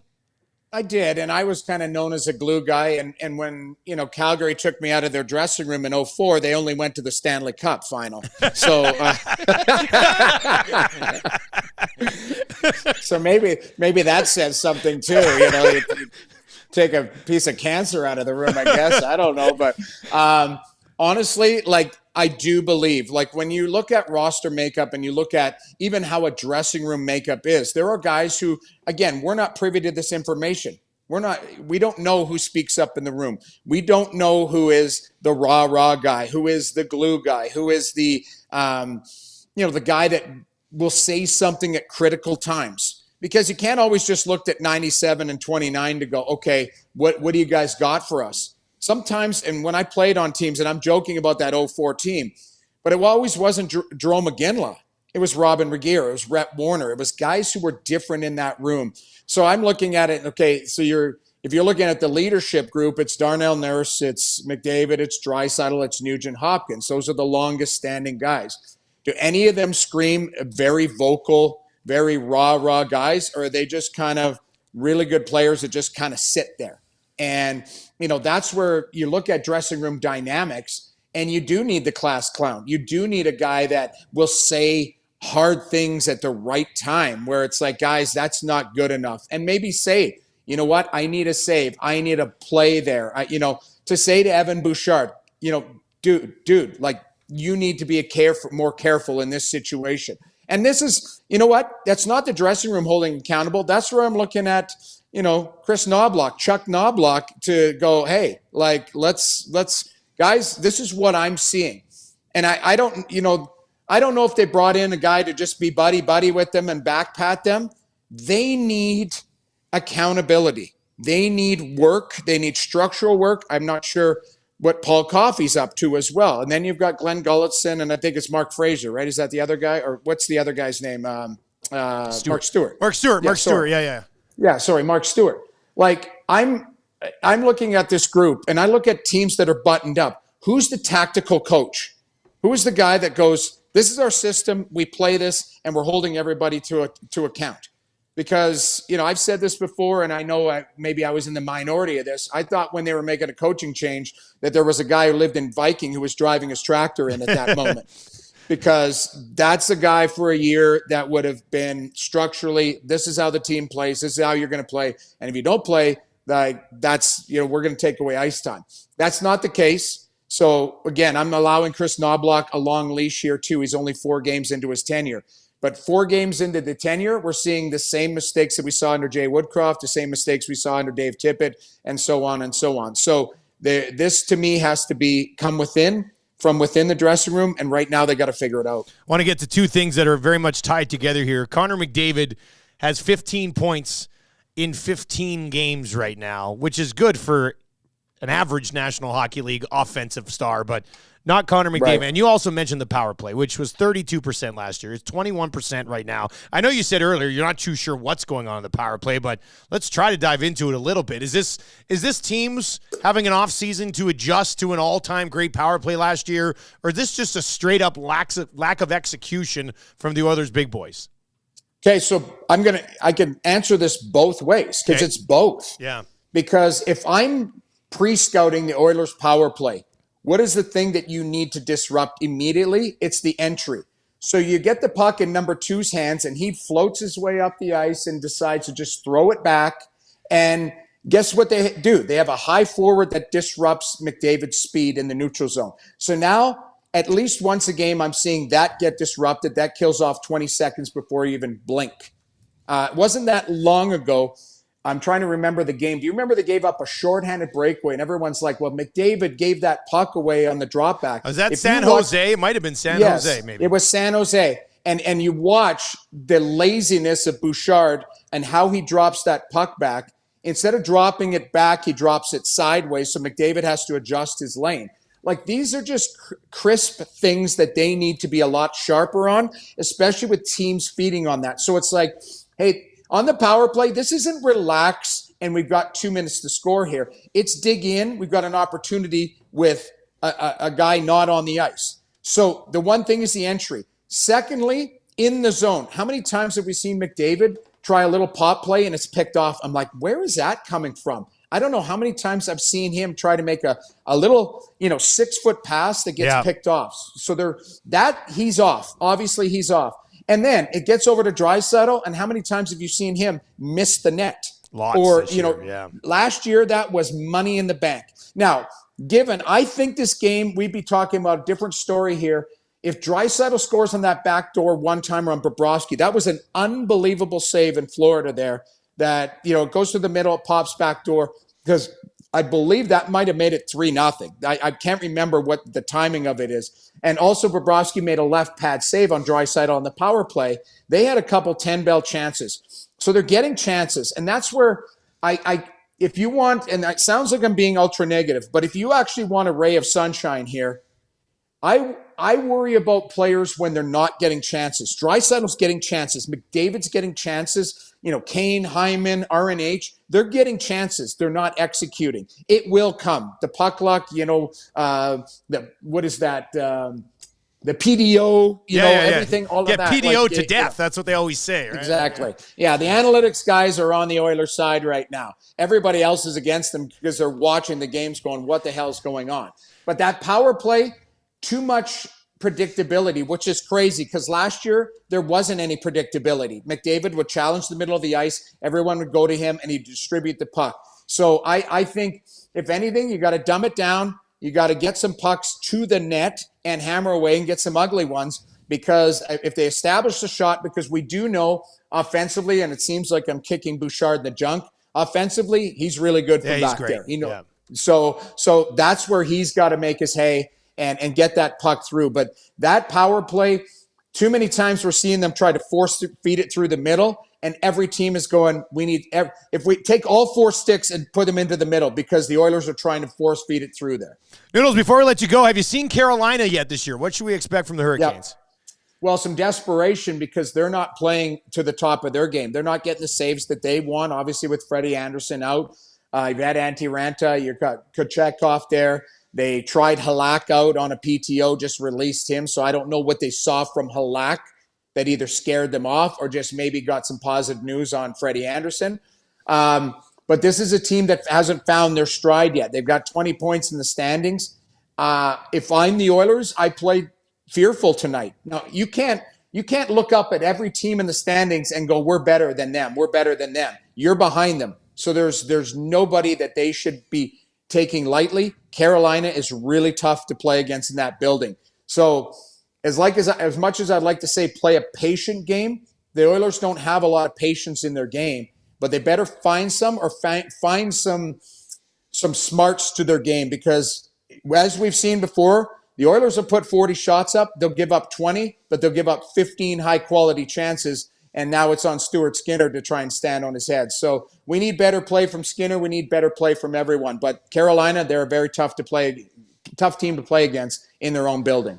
Should be a good one tonight. Noodles, we appreciate it. Where are you at? Are you working a game this weekend, or what do you got on the go? Yeah, I'm off to I'm in Ottawa, and then I fly to Florida with my family. But I'll be watching and grinding away. So it's a travel week for me. As you noticed, I'm not at home. Yeah, all right, man. Well, we'll catch up next week. You bet. Take there care. You go. That's Jamie McLennan with TSN. Does a great job. Check it out on Overdrive, obviously, every single day. Lots of good comments rolling in here in the Nasty Chat right now. Or you can text us as well at 780-218-9999. Somebody texted earlier our conversation with Noodles, trap game for the Hurricanes tonight. Is that what it is? Now you're looking at teams above you and below you. But well, so let's just take a look quickly here at the Carolina Hurricanes. It'll eventually push us into the Cool Bet hotline of the day. But it worried me a bit the way Noodles kind of laid things out against Carolina. Like, they're 10-7, but they are 7-3. And they're great at home. In their last 10. Great at home. They're a good home team. It's a tough building to be in. The thing that concerned me as far as having success here for the Oilers tonight is, and you correct me if I'm wrong, maybe I misheard this, but did he not say the Oilers have to play a patient game tonight against Carolina? Ooh, that's a word. Like, that would worry me a little bit about the Oilers playing a patient game tonight against the Carolina Hurricanes. 780-218-9999. Does that say Cornish oil? I thought it was Commish oil. Cornish oil. I think Dry has some stuff going on, and his head isn't right now. Look, if it's stuff going off the ice, you paid a lot of. Like, you're paid. Figure it out, or I don't know. $8.5 million to be focused for 3 periods of hockey. Yeah. Like, Kitty Pup 1000 says junk kicking Jamie. He did say it felt like he was kicking Bouchard in the junk a little bit there. It would be interesting to see if they eventually make some adjustments with Bouchard where they protect him a little bit more defensively. I know, like, we said this yesterday on the show. I don't want to sit here every single day and talk about the good things and the bad things about Evan Bouchard, but offensively, he's tremendous. He just is. But he's like, he encapsulates the entire team where all he thinks about is offense. Even when, he's circling back around his own net, he's doing this wide circle. He's probably thinking, oh, grab the puck, go the other way. It'd be nice if you could, if they had another option that you could throw up on the right side. Bouchard is a third pairing guy and a power play specialist would probably be the right way to handle him right now. But your only other options over there are Broberg, which you're not going to do again, I don't think. Desharnais, who cannot play 20 minutes a night in the National Hockey League. And then there's already Cody Ceci, who's by default in your top 4 already. So it's part of the problem is that all these guys along the blue line aren't even where they should be, or arguably where you'd say they. Like, YouTube trap, Bouchard is not a legitimate first pairing defenseman in the National Hockey League, which is what they are asking to be on this team right now. Yeah, no, not at all. And I never thought I'd say this because I remember this day very, very, it was a tough day for me. But Taylor Hall for Adam Larsson, that's one player for sure that the Oilers would definitely just benefit from right now. He could be slotted in there, and then, you could have a guy like Bouch. If you're running Larsson, CC, and Bouchard on your right side, that would be that so changes much the better. picture quite a bit. Quite a bit, yeah. And you're 100% right. It's offense, go, go, go. Like, as soon as you might as well call him a forward when they're on the rush because he's up there just like with McDavid, Draisaitl, and all the guys. And then he's always like, oh crap, I shouldn't have pinched there. And the hustle going back checking is not nearly as prominent as when when he's forechecking, and that's not what you should be doing, especially when he should know this, right? Like it's that's why I'm just having a hard time grasping this, because it's like, okay, one game, like I can learn from this, but it's like it hasn't been one game, it hasn't been one shift. It's continuously he's not learning done from it, no, right? he's Like, not, that's the and thing. he's just done the exact same thing every single time. So it's I don't know what you have to do to just get that in the guy's head. Just know, like the offense will come. The offense will always come with Evan Bouchard. Like as soon as he's in the ozone, like that's fine. He can do what he can do, and it's just getting there. He's there way too quick, and it's defense first should be his mindset, and it's not, and it's super frustrating to watch. Very frustrating. But All he right. is an offensive defenseman, though. He's an offensive defenseman. I mean, that's kind of that's what it is. Jim with an interesting take. Of course, you can text us, Paris Jewelers inbox 780-218-9999. Jim says, don't protect number 2. Throw him into the Wolves. He needs to figure it out, as he'll demand a big contract and needs to be in the top 4. Yeah, but throwing Bouchard to the Wolves and allowing him to figure it out is costing them their season. It's part of what's costing them their season. Their goaltending has been too inconsistent. Their offensive production from the big boys isn't there. The power play is not what it was. There's a lot of things here. They pulled the trigger in a panic move to bring in a coach that Jeff Jackson wanted to get to eventually. There's a lot of things that are costing them their season right now. But throwing Bouchard to the Wolves does not seem like the path to possibly salvage it, I guess, is what I would say in that stretch. I think they need to do a better job coaching what he is. And that's not, I mean, it shouldn't be a slight. It should just be Bouchard at that end of the ice is absolutely brilliant. Bouchard at this end of the ice is not even close to what you need from him right now. So how do you protect that? Well, you put him in situations where he'll be in the good end more and take him away from situations where he has to be in the end that ends up in the back of the net. But they don't have the other options. They basically have to play this guy 20 minutes a night. Yeah, like I have time for your theory, but exercising that theory is a little more difficult than It's just saying tough. it. We sit here and say you got to coach him up properly, or but at shelter the him or same whatever. time, I mean, what are you supposed to do? You're gonna dial back Bouchard's minutes to play Broberg or Desharnais more? Nobody in their right mind would do that. So it's But maybe you tough do spot. that, and then you want Bouchard back in that role so much because the others really take it to a new level of low. It's the same as Bouchard going out there and letting goals so that he gets more ice time to score more goals. Maybe that's the roundabout all-time way, brilliant move. Right? The bait and switch. all right, let's get into your cool bet hotline of the day. We're obviously going to, that fly is back again. We have to, at this point, I almost feel like he's just the EST fly. We don't kill him. He's like our 6th member.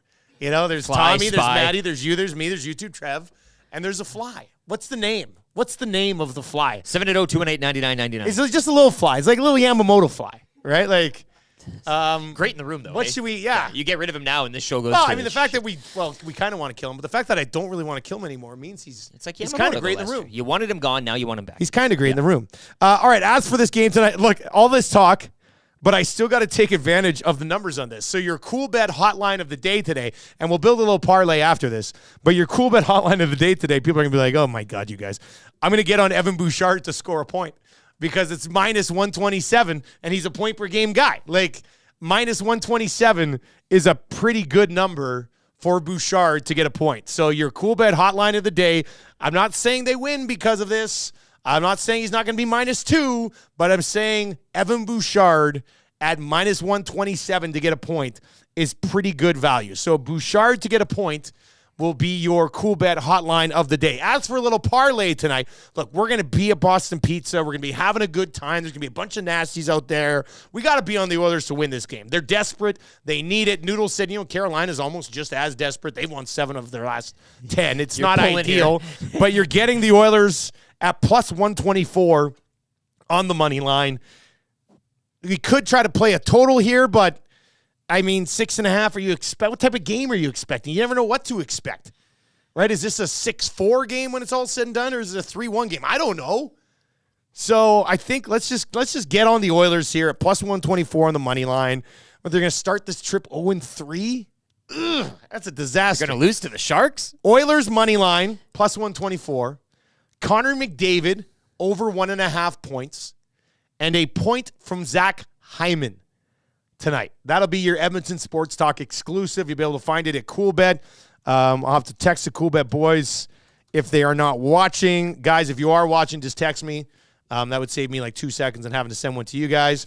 Connor McDavid over 1.5 points, Hyman point tonight, and the Oilers money line at plus 124. That'll be our EST parlay for tonight. You'll find it in the exclusive section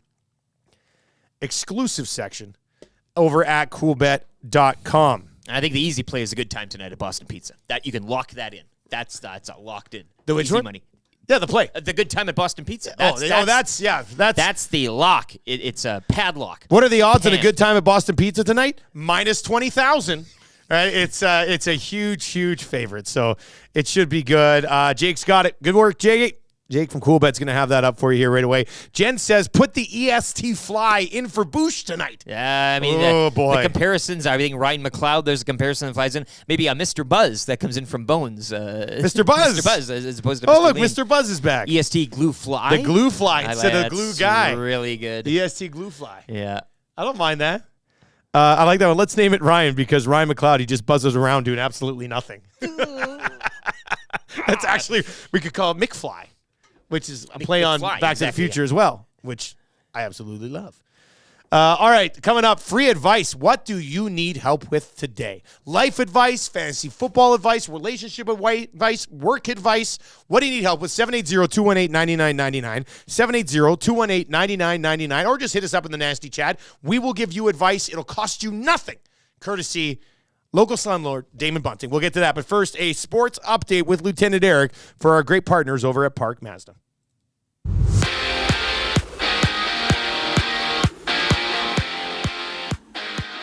Tough night on the pitch for Canada's men's soccer team. They drop a 3-2 decision to Jamaica. Crashing out of the Nations League, the 45th-ranked Canadians will now have to beat number 99 Trinidad and Tobago in March in order to qualify for next summer's Copa America. NHL action resumes tonight with 14 games around the league, one of which will see the Oilers continuing an East Coast trip with a stop in Carolina. You can join Tom Gazzola and the Edmonton Sports Talk crew live from the Kingsway Boston Pizza, as you'll have the Oil Stream pre- and post-game shows, coverage beginning at 3:30 this afternoon. And, of course, you can hear it live right here on EdmontonSportsTalk.com. The Edmonton Oil Kings will open a two-game homestand tonight against Brandon, ahead of a date with the Regina Pats on Friday. An NBA in-season tournament group stage play from last night saw the Raptors drop one in Orlando, 126-107 to the Magic. Raps now 0-2 in tournament play. Regular season play resumes tonight. Raptors visit the Pacers in one of 14 games. Sports update brought to you by the great staff at Park Mazda and Mitch Lewicki. Mitch used to jog, but the ice cubes kept falling out of his glass.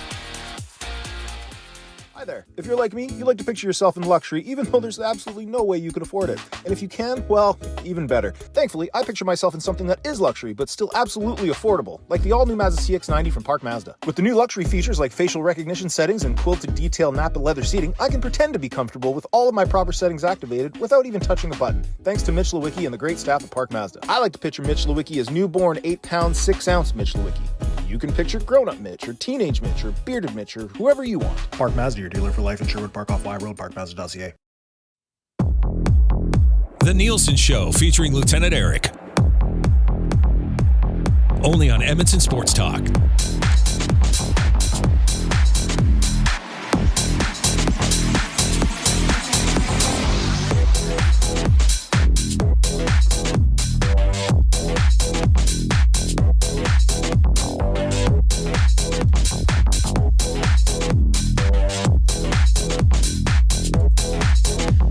.34 with the Nielsen Show. Dustin Nielson and Lieutenant Eric with you. You can text us anytime, 780-218-9999. Get in the mix. Of Macramalla intros today. We're trying to name that fly that keeps joining us in the studio. Just a nice little fly.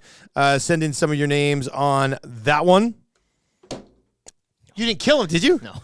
Oh my God, I thought we were just debating whether or not he stays. That's a tough one. Not on my watch. Hey, from your buddy Mo, good morning, boys. Big fan of the show. I have so much to say regarding this team. I'll see you later today at Kingsway Boston Pizza. I'll be rocking a Matthias Ekholm jersey. Okay. Woo-wee. I like that. A lot. Keep those rolling in. Oh, we've also confirmed that Tay is definitely a guy. There he is again. You see him? You see? Yeah. I think he just loves the show, dude. Somebody said all the BS in here. Maybe. There he is. There he is right there. Part of my instinct was to kill him again. It's going to suck. One of us is going to accidentally kill him. We'll be like, oh, no. Today will be the day. We killed Ryan McFly. That's a tough one. Boys, that parlay. No, you didn't. I heard him. You didn't hurt him. He fell to the thing. No, he and was then just buzzed over away there. again. I saw him head over towards YouTube Trev. Gets around quick, does he? I thought we were going to leave the fly. It's quite the thing to name him and kill him just moments later. Going for the kill shot. You're trying to kill him? You have to. That's Well, I'm going to try to defend him now. I'm going to put him in instinct. I'm going to put him in a little mason jar, you know? Like all right, 780-218-9999, 780-218-9999. And, hey, advice. Let's get into it right now for Damon Bunting. Bunting's your guy. Bunting's your man. If he can't sell your house, no one can. That actually worked out pretty well. Put that on the billboard. I like that one. Yeah. That just kind of came together. Look, if you're looking to buy or sell, DamonBunting.com. Find him on Insta. Damon Bunting Real Estate on Instagram. He's a consistently top producing realtor in the greater Edmonton area among Western Canadian RE/MAX realtors. And all in all, like I said earlier, he's just a good dude.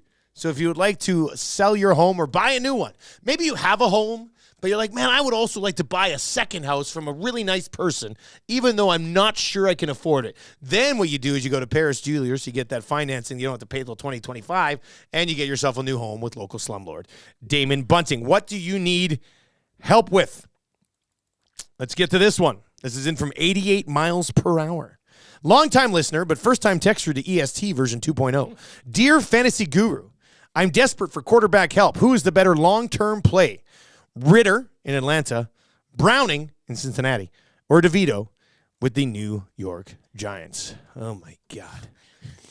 Man, you're not kidding when you said you're desperate for quarterback help. I don't even want to start these dudes in a super flex, 2-quarterback league. DeVito and the Giants does it for me. Man, yeah, is that what you're going to say? Well, you know when you no, I'm not going to say it. I'm just when I hear that name and then that team attached, you know you're kind of you're in one here. Man, I think I'd go with just whoever's playing quarterback for Cincinnati. At least they have some weapons to throw to. Like, Ritter's already been a guy who they've taken the job away from anyway. And, yeah, I'll get it back, but let's be honest, the organization doesn't believe in him. DeVito. Giants get Patriots at home. Yeah, I guess I'm saying Browning, but that's a tough one. Steelers love that new OC bump. The new OC bump. Yeah, that's what you want to get your hands on, right? All right, let's get to this one. Guys, I've already bought my boy a Bouchard jersey for Christmas, but now he says he doesn't like him anymore. Do I take it back? What do you do here? So you've already gone out, maybe to Pro-Am, who knows, got your kid a Bouchard jersey, and you know how kids are. It varies in things that they like and things that they don't. Apparently, he doesn't like Bouchard anymore. Do you take the jersey back?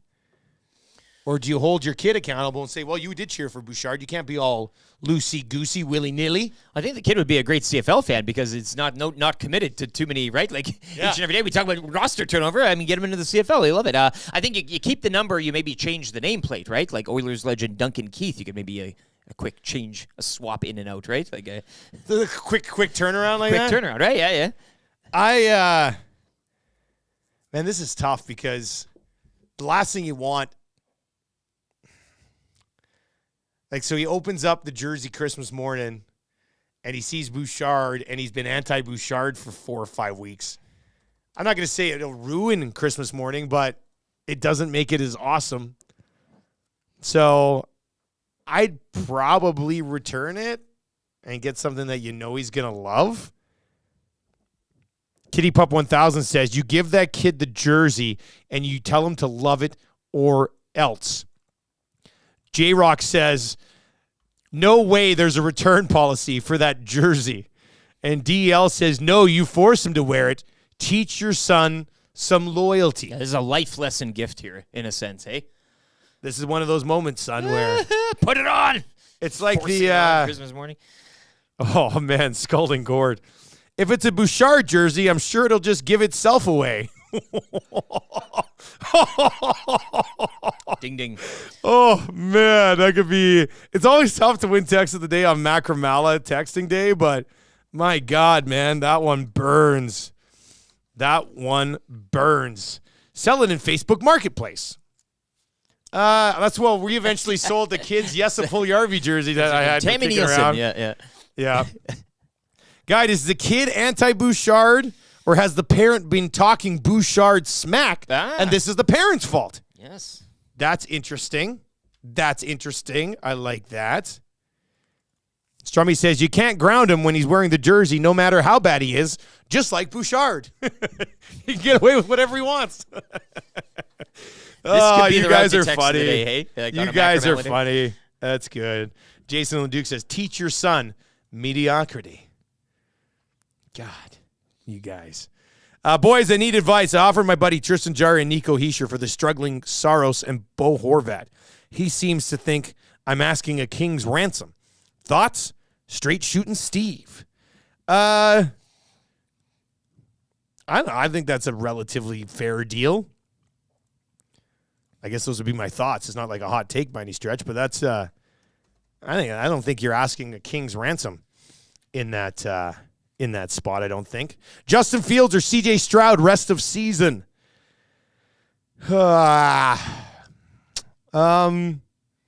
Fields is I mean, the guy can rush for 100 yards, which changes the game a little bit. But CJ Stroud has been amazing. The Texans' schedule down the stretch isn't that bad. And who knows what happens. I think I'm torn on this.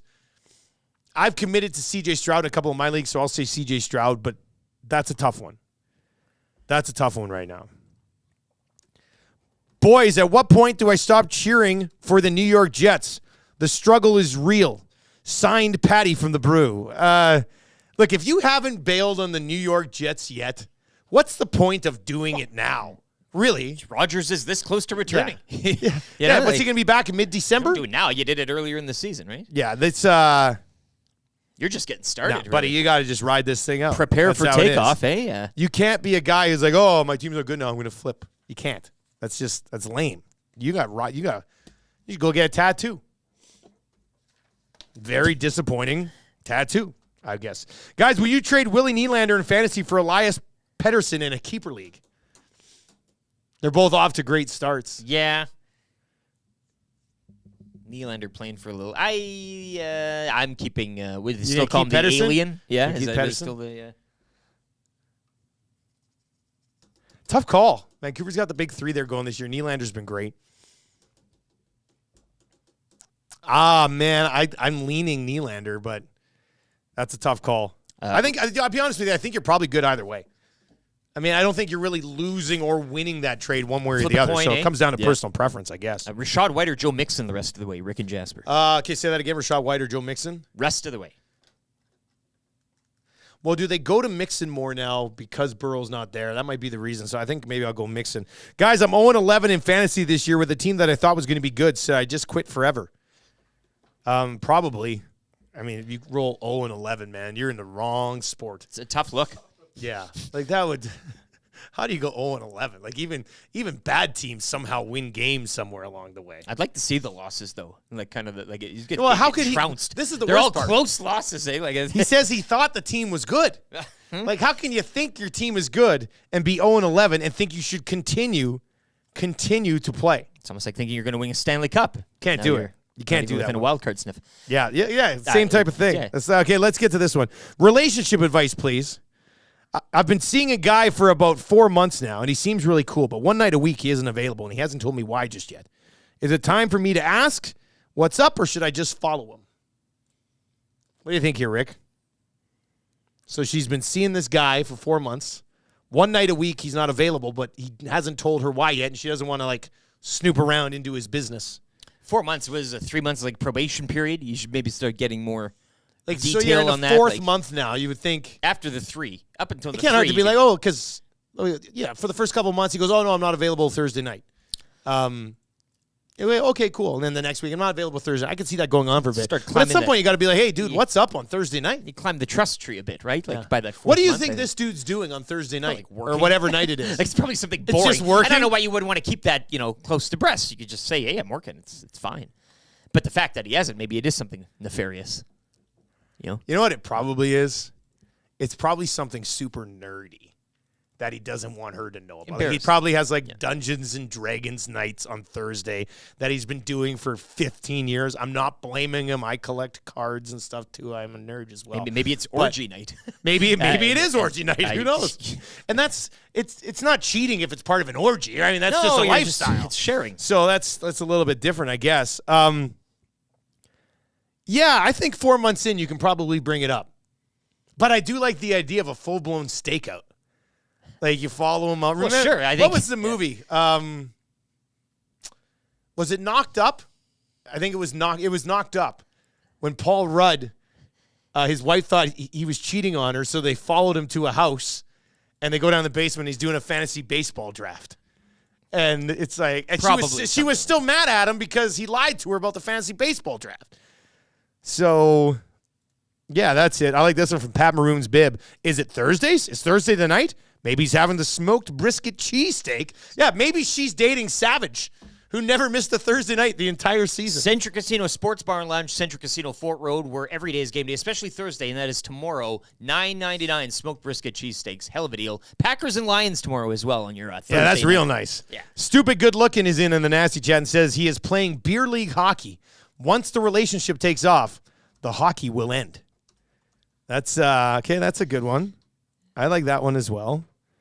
Keep those suggestions rolling in here at 780-218-9999. That's free advice for Damon Bunting, buying or selling, or maybe he's a realtor and only does showings on Thursday nights. The amount of Central Casino inside jokes rolling in due to that advice. So the advice didn't even say Thursday night. I just kind of mentioned I Thursday love that. night. This guy says he's finishing his community service hours one night a week, and he doesn't want to tell her that he's done something that required him to do community service. This one says, or maybe it's something serious like counseling and stuff. So be careful. Yeah, I know. All right, that's it. I mean, but I think if you think that there's a relationship here to be had, you have an honest conversation, and you kind of just accept whatever the answer is.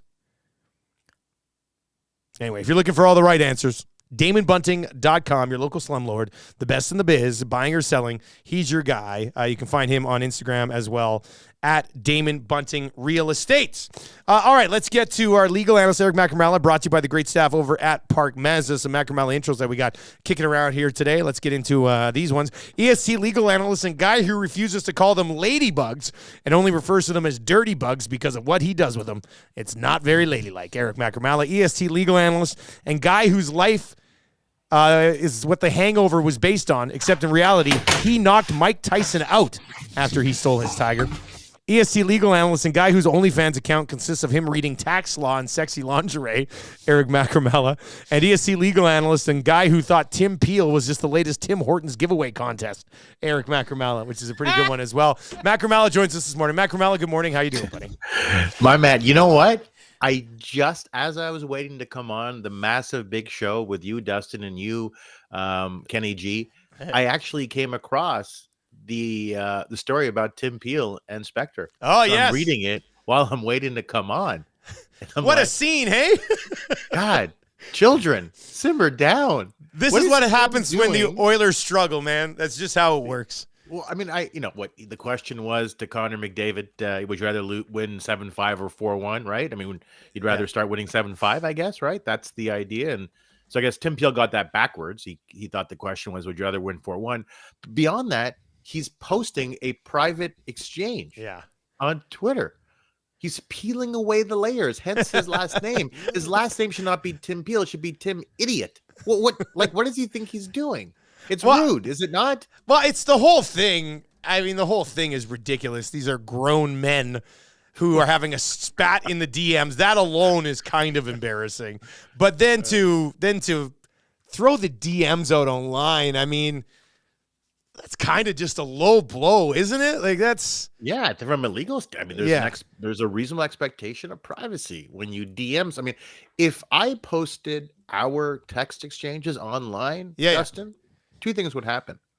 I would be disbarred, and your ratings would go through the roof. You're right. They probably would. And Kenny G would be playing the clarinet during every damn show. So I am astonished that it's that one men guy are who's actually frustrated children. that the other guy's criticizing his work, and then Speck comes at him pretty hard, and Peele fires back. I mean, we reenacted the conversation yesterday here on the show, Okay, and I'll I'll have to say, go back and it watch was it was pretty hilarious when you do it like Who that. was Tim? Was Eric was Tim I Peele. think I brought the emotion needed to. I was Speck, the local scribe, trying to stand up for full himself. costume and everything, Eric. It was great. and who was Jack Nicholson? You can't handle the truth. Who was that? There was no It's Jack Nicholson. Men, I'm sure all our wives would agree that men never grow up, right? Like farts are still funny. Saying pee pee caca on your show is funny, and you still get in these little childish. Although I think women too. They may say they grow up, but I think that they can also engage in the occasional, online chat, right? My wife, my wife doesn't laugh at some of the stuff I laugh at. I do think she's more mature than I am. It's frustrating. Oh, like I did when I did that hit for CTV News, I think it was, not the recent one, like one before that. Yeah. And I'm in the house. So the kids think it's hysterical that I come down wearing a jacket, a tie, shirt, and shorts. Yeah. And they're laughing so hard. It's like, Daddy, this is the funny. My wife's like, it's not funny. Why don't you put on some pants? I'm like, how you doing? Kids are the best. Although for the record, reflexively, she always tells me to put some pants on. Yeah. All the time. Put on your pants, Eric. I got to understand that. Hey, we were just talking about it. We had somebody ask. Put her on the back of a milk carton. We had missing. We had somebody ask advice a little bit earlier on here about they've been dating this guy for 4 months, and one night a week he's not available, and she doesn't know why. Would you start to pry into this a little bit if you were her, or would you put a tail on him and see what's up? So they've been dating for 4 months. 4 months, and Okay, so he's that's not a very unavailable long one night a time. week, and she doesn't know why. I guess my question is, what night is it? She didn't 'Cause say if the it's Saturday, night. we have a problem. Huh? If it's what? If it's Saturday night, then we have a problem. Or Friday night. So Yeah. what night of the week? Yeah, those would be date nights, right? So it's like, Yeah. Did she tell you what night it is? No, she didn't say what night, which does entirely change the conversation if we knew what night it was. Because if it's Thursday, then he's playing beer league hockey. Yeah, right? That's what somebody said. Yeah. So, but I guess I would say that if he's not telling you why he's unavailable, then he likely is married and has 12 kids. So it's probably time for you to move on. That's right? family night. Because that's the night that he takes one of his 12 kids to get to their guitar lesson, right? So probably best that you run. Typically, if your spidey sense is tingling at the beginning of a relationship, things don't get better as you move forward. They usually get worse. So if someone's hiding something, they're seeking to deceive you. And I'm all for deceit. That's what pays my bills. But I think whoever this lady is, it's time to move on.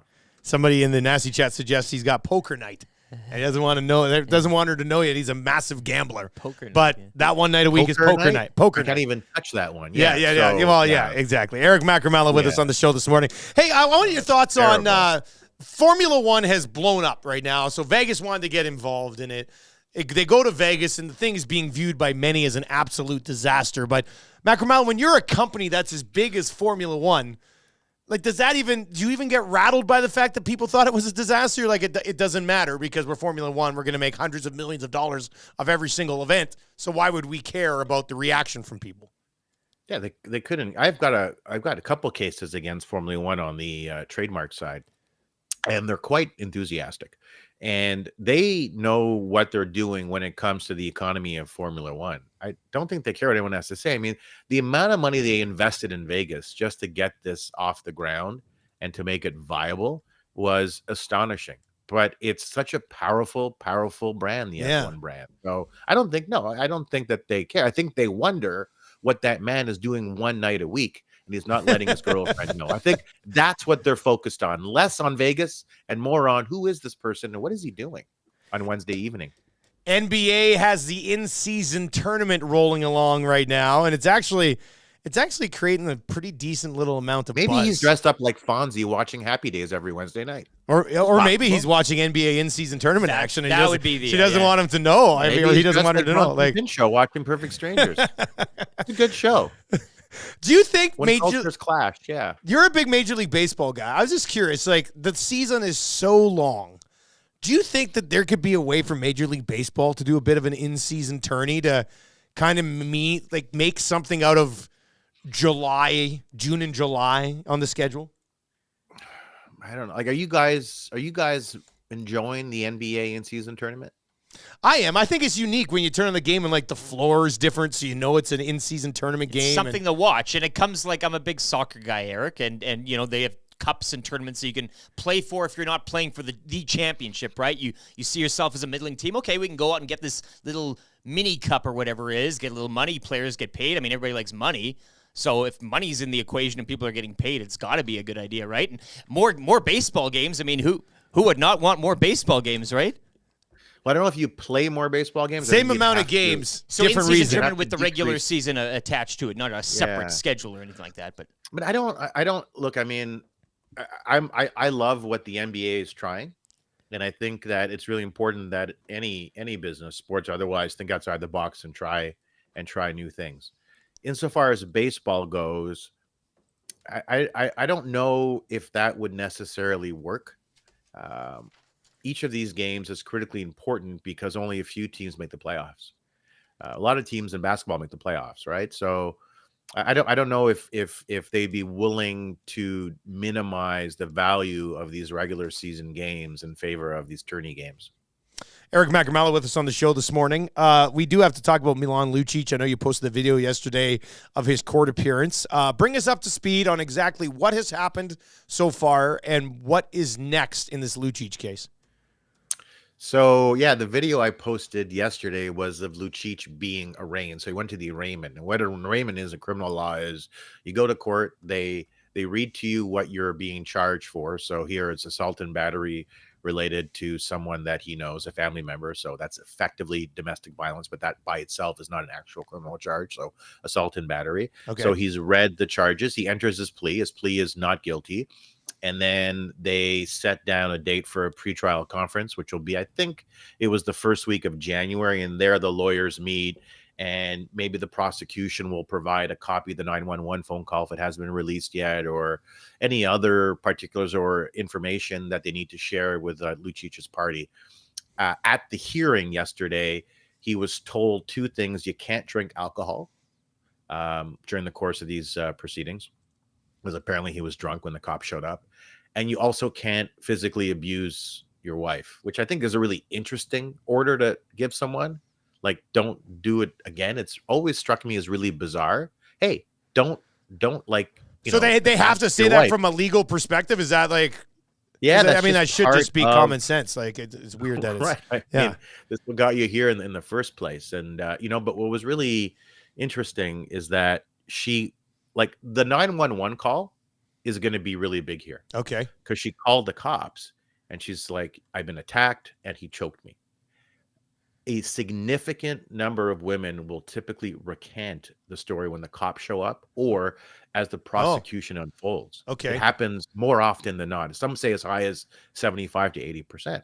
She recanted almost when the cops showed up. She said, no, he didn't try and choke me, despite there being a red mark on her chest. So she was already beginning to recant. The issue for her is that once someone is arrested on domestic violence charge, even if the victim recants, that tries to backtrack, say it never happened, the charges don't get dropped, because in criminal law, it's not a crime against her now, it's a crime against the state.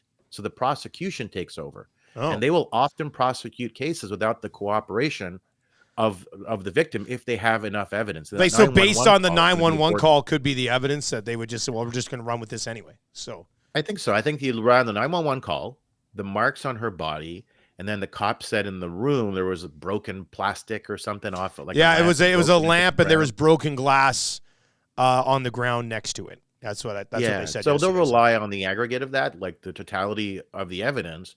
But she began to recant only in a couple of hours or less than that after she called the cops. So that would suggest that she wants to backtrack. But from her standpoint, if the prosecution believes that Milan Lucic did something unlawful here, she's out of luck. They're going to continue to prosecute this case against him. Legal analyst. So, he's not going to go to jail. Sorry, he's not going to go to jail. He's not going to go to jail. He'll go for up to 2 years. But they'll, at the pretrial conference, they may cut a deal. Get community service, probation. The issue is with Milan Lucic, there's the other incident back in 2011 where bystanders called the cops because he was apparently arguing or fighting with his girlfriend in public. So, there are some people saying she finally called the cops, right? Yeah, I saw some of that in your replies yesterday online. Yeah. Yeah. Anyway, as far as his career goes, he was at the end of his career in any event. So he's done. He's effectively done in the NHL. I don't see him coming back from this, but I guess we'll see. Legal analyst Eric Macramalla with us here. Before we let you go, just quickly, because we've seen some text messages today, just saw somebody on YouTube as well talking about the goaltenders in Montreal because the Oilers are desperate for a goaltender. Yes, you should ask me. Would either of those goaltenders in Montreal save the Oilers' season, Macramalla? Oilers are fascinating, aren't they? God. Oh, yeah. My kids have Connor McDavid hoodies. They've had them since they were 5 and 3 years old, respectively. Now they're 10 and 7. We love your team. We really do. They still fit. They still fit in those hoodies. Well, one was handed down, and I did get another one for my older son. But that was a large, so he'll take some time to grow into. Okay, all right. But we love the Oilers as much as we hate our own team, the Canadians. If that makes any sense. The Canadians, by the way, they're doing fantastic. They're in the midst of a 30-year rebuild, and things have never been any better. So really, shout out to every regime that has run the Montreal Canadiens. Could they save the Oilers from an analytics standpoint? Don't need great goaltending to win. They just need good goaltending to win. That's what the data suggests. This season, you haven't even got good goaltending. Could Sam Montembeault provide that? Yeah, let's not forget he was a first-round pick by the Panthers. He's played really well, as is Jake Allen. But if you want to acquire a goaltender for the next few years, it's Montembeault. The issue is you've got to send Jack Campbell's contract probably back to the Canadians. That will have a really high premium attached to that, I would think. So I said, look, since Montembeault cost us a shot at Connor Bedard, the Oilers should send us Connor McDavid. That's only fair. I think that's only fair. That is only fair. As always, buddy, we appreciate the time and we love you, and we'll catch up again next week. I love you guys more than Connor McDavid, and that is saying a lot. I wish you guys all the luck. I hope you guys find a goalie, because if not, well, you're screwed. Eric Macramalla, EST legal analyst and a realist on the show today. There you go. It's Macramalla popping by for a visit. As always, very much appreciated, and it's brought to you by our great partners over at Park Mazda. All right, third hour is completely jam-packed as well. Some good insight there on the Lucic situation from Macramalla. We've got lots coming up. Here's the third hour today for you on the Nielsen Show. We will have kind of easy trivia. If you want to play right now, gift certificate to Mr. Mike's Steakhouse Casual. There's a big buzz out there now, chatting with Mike from Mr. Mike's yesterday. The Mike? Yeah, and he said he's got a buddy who's taken our advice on the sirloin bites, and he's eating them all. Like, he's cleaning out locations with the sirloin bites. So, and now that the sirloin bites are mentioned in the new extended 6 o'clocker song, the sky's the limit. It's a flexible meal item. You can freeze them, right? You can take them home, just put them in the freezer. There will be, I'm promising you, at our watch along on Friday, there will be sirloin bites for the boys. Yeah. I'm as the CEO of Edmonton Sports Talk, I'm making the executive decision that we're rolling those things out there. You can tell Mr. Mike to put a little aside for the right. Yeah, we're gonna need 9 pounds of sirloin bites, please. 780-218-9999. 780-218-9999. If you would like to play kind of easy trivia today, text us at 780-218-9999 and let it be known to YouTube Trav that you would like to play today. We'll give you a call and you have a chance at that gift certificate. We've got 3 questions too many coming up for Park Mazda. We've got for United Sport and Cycle, Lieutenant Eric's weekly rankings of power. We got Greg Wyshynski coming up. We've got an Orange and Blue breakfast coming up. All of that in hour number 3 on the show, which will lead into the Hangout with EST Nasty himself, Cash, who won a spot in the Hangout at our football party we had last month, and Dave Jameson's going to be in today as well. They've got a lot of stuff to talk about there with Matt and Tommy. First, let's get to a sports update for United Sport Cycle with Lieutenant Eric.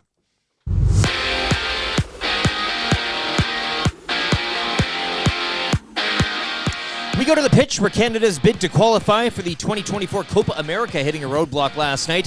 45th ranked Canadian men's soccer team with a collapse from BMO Field in Toronto, losing 3-2 to Jamaica. Canada now will have to beat number 99 Trinidad and Tobago in March in order to qualify for next summer's Copa America. Oilers back in action tonight. They'll continue an East Coast trip with a stop in Carolina. It's one of 14 games around the NHL tonight. Join Tom Gazzola and the Edmonton Sports Talk crew live from the Kingsway Boston Pizza for the Oil Stream pre- and post-game shows. Coverage begins 3:30 this afternoon. And, of course, if you can't make down, you can always listen live right here on EdmontonSportsTalk.com and on our YouTube channel. Oil Kings, they kick off a 2-game homestand tonight against the Branded Wheat Kings. They'll wrap up the homestand Friday night against the Regina Pats. In NBA in-season tournament group stage play from last night, Raptors falling to the Magic 126-107. Raps now 0-2 in tournament play. With regular season play resuming tonight, Raptors visit the Pacers in one of 14 games. The sports update for United Sport and Cycle, your home of hockey for over 95 years.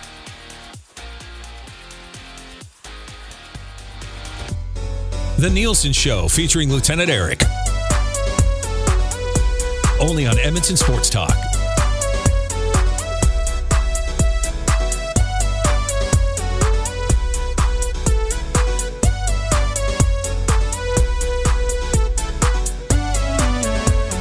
.806 with the AM Nasty, the Nielsen Show, uninterrupted. Tell your friends every single morning on the drive to work. You will not have to flip away because of commercials. It's all tied into the fabric of the show. For example, we're coming at you from the Popeyes Louisiana Kitchen Studio, where these will also be here for the watch along on Friday.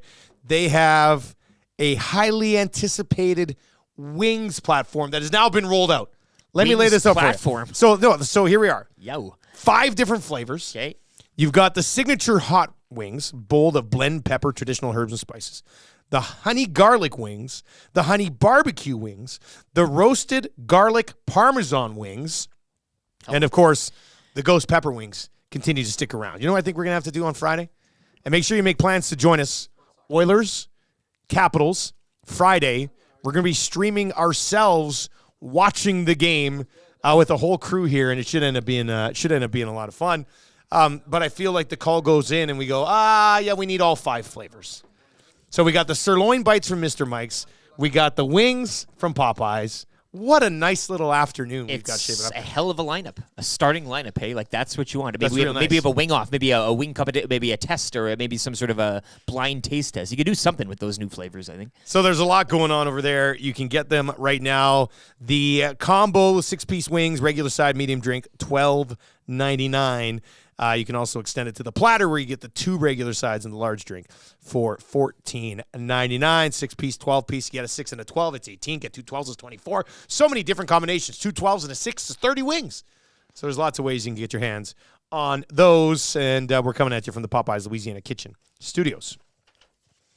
All right, let's get into it. Who's going to play today, Trev? Who do we got? We've got Corey, and Corey's sounding pretty confident today. So, really? Yeah, very confident. Corey, huge so sports nerd. I love this. This is great. He's trying to get his hands on a gift certificate to Mr. Mike's Steakhouse Casual, the casualest place ever in the Hampton Inn on the corner of 137th Ave and Mark Messier Trail. Like we say, sirloin bites, delicious, classic Mike burger. Can't go wrong. Pickle in, pickle out, still delish. Brand new. Now in Fort Sask as well. New location out there. All right, let's go to Corey this morning. Corey, good morning. You ready to play? I sure hope so. All right. Well, YouTube Trev says you sound very confident, Corey. I heard that. I was as shocked as you were. Oh, okay. All right. Well, we've got somewhat confident Corey ready to play today. Here we go. I'll start the ticker after read the first question. Good luck, man. Did the Canadian men's soccer team win last night? Negative. Who do the Oilers play tonight? Carolina. Name one player on the Hurricanes. Aho. Which Finnish player did the Oilers trade to the Hurricanes last year? Puljärvi. Which team won the Grey Cup on Sunday? Montreal. Boom. And Sergio Ramos gets a nipple erection. Oh, is that dirty? This is not just a dream, it's a wet dream of orgasmic proportions. Oh, is that dirty? Frustration sets in and the emotion goes out, and then you just start playing by yourself. Oh, is that dirty? You cannot come to my house. No, not today. You cannot come to my house. No, not today.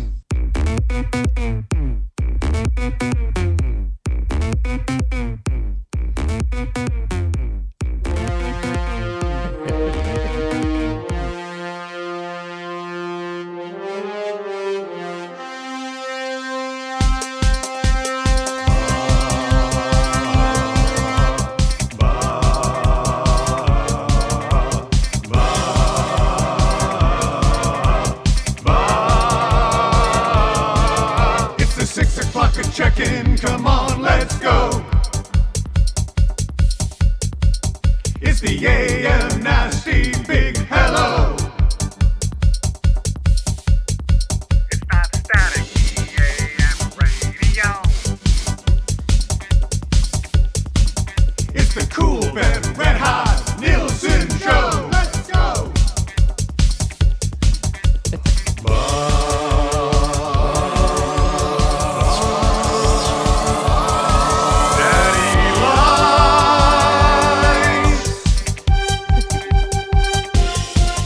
Everybody's tuning in, even my wife.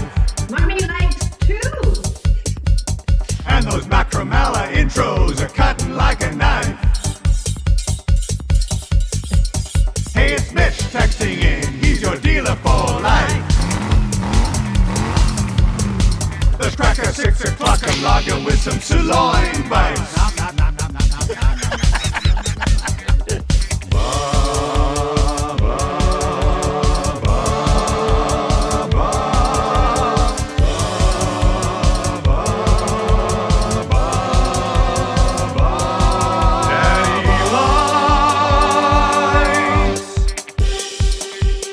Telling you right now, you guys, get it on Virgin Radio, and it's going to be a top 10 hit. It's a top 10. It's not a 6 o'clock or so. This is just a. It debuts higher than Dua Lipa's new Houdini. It played anytime on the charts. You it's know? much like the beer, right? That's going to be released. It's not just an AM thing anymore. It's always 6 o'clock somewhere, right? You can play that song. Quinn Phillips is in and says, absolute banger. That's the first day. That's the first day. I know there's some 6 o'clockers out there who are like, why are you playing it for the 8 o'clockers? With that being said, if you were listening like somewhere in the Pacific Ocean, it could still be 6 o'clock. Exactly. So, No, it's, as Alan Jackson said, right? There's lots of things there. But it's also the first day we've got the extended version, right? So, it's the sound of the day already. Spoiler alert. It's going to be your sound of the day. All right, let's keep moving along. Congratulations to Corey. Hey, Corey and Trevor, as somebody pointed out. Yeah. Hey, smokes. Corey Trevor, smokes. Confidence check. Julian, confidence is at 200.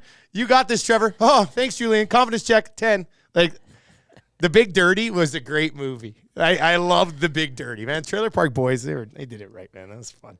All right, let's get into 3 questions too many. Then we got Lieutenant Eric's weekly rankings of power. Then we got Greg Wyshynski. Then we got an orange and blue breakfast.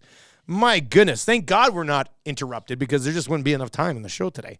This is content to the max. 3 questions too many for Park Mazda. Lieutenant Eric, do you have a liner for the segment today? I do. It's 3 questions too many, brought to you by the great staff at Park Mazda and dealer principal Mitch Lewicki, who, if you think the 6 o'clocker anthem is great, wait till you hear his 8 o'clocker anthem that he's cobbling together down at Park Mazda, parkmazda.ca. You can visit them online or out in Sherwood Park. They dealer for life. Yeah, they have not sold a car in 3 days because he has the entire crew playing instruments that they don't play, trying to put together something even better. I like this. This text in it says, guys, I upgraded my vehicle. Now I can listen to the AM Nasty live. Yeah, tune in app, man. Yeah, you can. Right in the car. Boom. It's perfect. We love it. And it's crystal clear, unlike our old station where you have a few hiccups along the way back in the day with 1260. Morning, boys. When's the 6 o'clocker logger out? And can I get it at Sobeys? Well, you'll only be able to get it at Sobeys. That's the deal. Ourselves and Alley Cat and Sobeys teaming up 6 o'clocker logger. She's ready to roll, man. It's just a matter of getting it out to the stove. Oh, I cannot wait. Cannot wait. That's going to be a huge day. It should be a really good time. Even though Gager already had one. Were you around, Trev, when Gager had one? Yeah, we Were you need here to that day? discuss this. Yeah, I was there. And Did you have one? You didn't have no, one. No, I didn't have he one. tried to wrestle it out of his hands, and Gager hit him down. Yeah, Maddie texted me. He's like, make sure they don't have any. And I was like, oh gosh, I'm about to tell Gager he can't have a 6 o'clock lager, and so I chickened out, honestly. So that one's on me. I'm sorry, boys. Yeah, I'm glad you took the taking the heat for that. Yeah, that's a team guy taking the heat for Gager. Blue guy, yeah. Can you imagine? Hey, Gage. Yeah, you can't drink that. Especially after you organize the fridge. Yeah. That's a tough spot to be in. All right, so there we go. Let's get into it. Do you have a Twitter account, Rick? I do. It's at Lieutenant_Eric. You can follow me on Twitter, or you can follow the Edmonton Sports Talk account at YEG Sports Talk.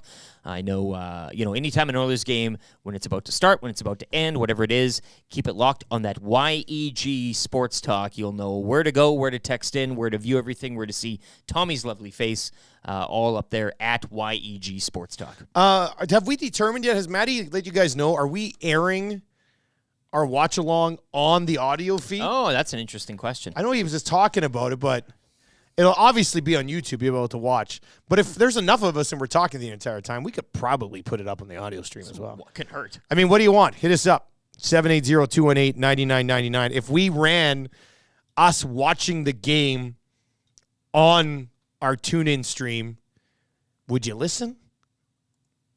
I mean, I feel like a lot of people probably would. You'd prefer to watch, but if you only had the option to listen, I think Yeah, people exactly. would. Yeah, As exactly, opposed to nothing, why not? Yeah. Yeah, no, that's going to be good. Guys, will the 6 o'clocker lager be in central Alberta?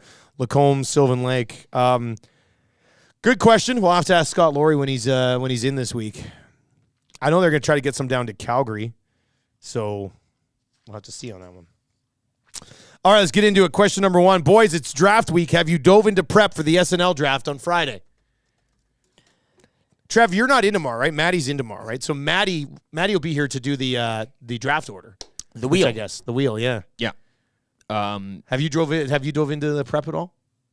As I said, there's no heart involved with me in this draft. This is totally analytical. So you need to prep a lot. I'm not going to smile at all. Well, I need to prep, but it's very uniform prep. Like it's combining lists, making rankings, if you will, of certain, what celebrities, cameos, skits and bits.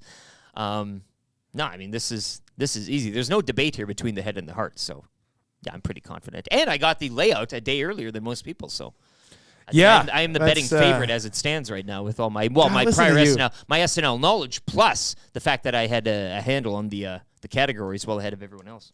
The categories are as follows. Maddie's ahead of it here too. Like this draft's coming together nicely. Yeah, he is. Very pumped. It's a Saturday Night Live draft, so we're going to be drafting the following 13-rounder. You have to draft a host, a musical guest, 4 cast members, a Weekend Update host, a Weekend Update recurring character, a cameo appearance, recurring sketch, 3 of those, and then a celebrity impersonation. So, yeah, there's man, it's going to be good. I can't wait. That'll be happening on Friday. By the way, Matty Iwanek, Mr. Lean, has texted me and said yes to the audio stream. And if people say it's dumb while it's on, we'll just turn it off. We can do whatever we want. I mean, I guess we can do that, right? So that's great. I think that's good. Question number 2, do you guys think Broberg has any trade value right now? Some.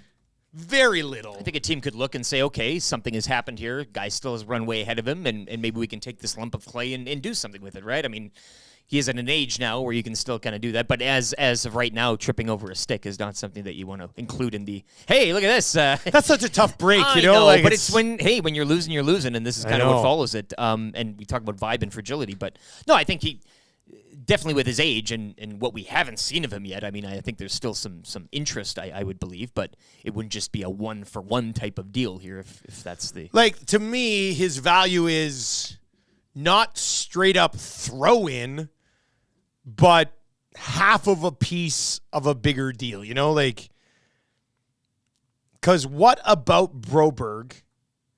And this is more on the team, like the group that drafted him. But tell me what about Broberg would intrigue another organization? I'm going to sit here and wait all day. You got something? His age. The fact that he was a top 10 pick, maybe? I mean... Yeah, it's, when he was drafted, it was the Gretzky Cup that they had in Red Deer. I remember, like, he went off the charts. You can look up his highlights. Like, I do it quite a bit. He popped off in that tournament. And, like, that, it was like, he was like a late first-round pick. And then all of a sudden he jumped to, like, a top 10 pick. And, it was just one tournament. And so, like, that's kind of annoying. But, like, when he was drafted, it was shifty, like very shifty. Well, like his skating, it speaks for itself. So he is a very, very good. So the skating like, might be an element. Like that's for sure his biggest asset, and he talks about it. And just in the camps that you see in the off season, he's always working on his skating.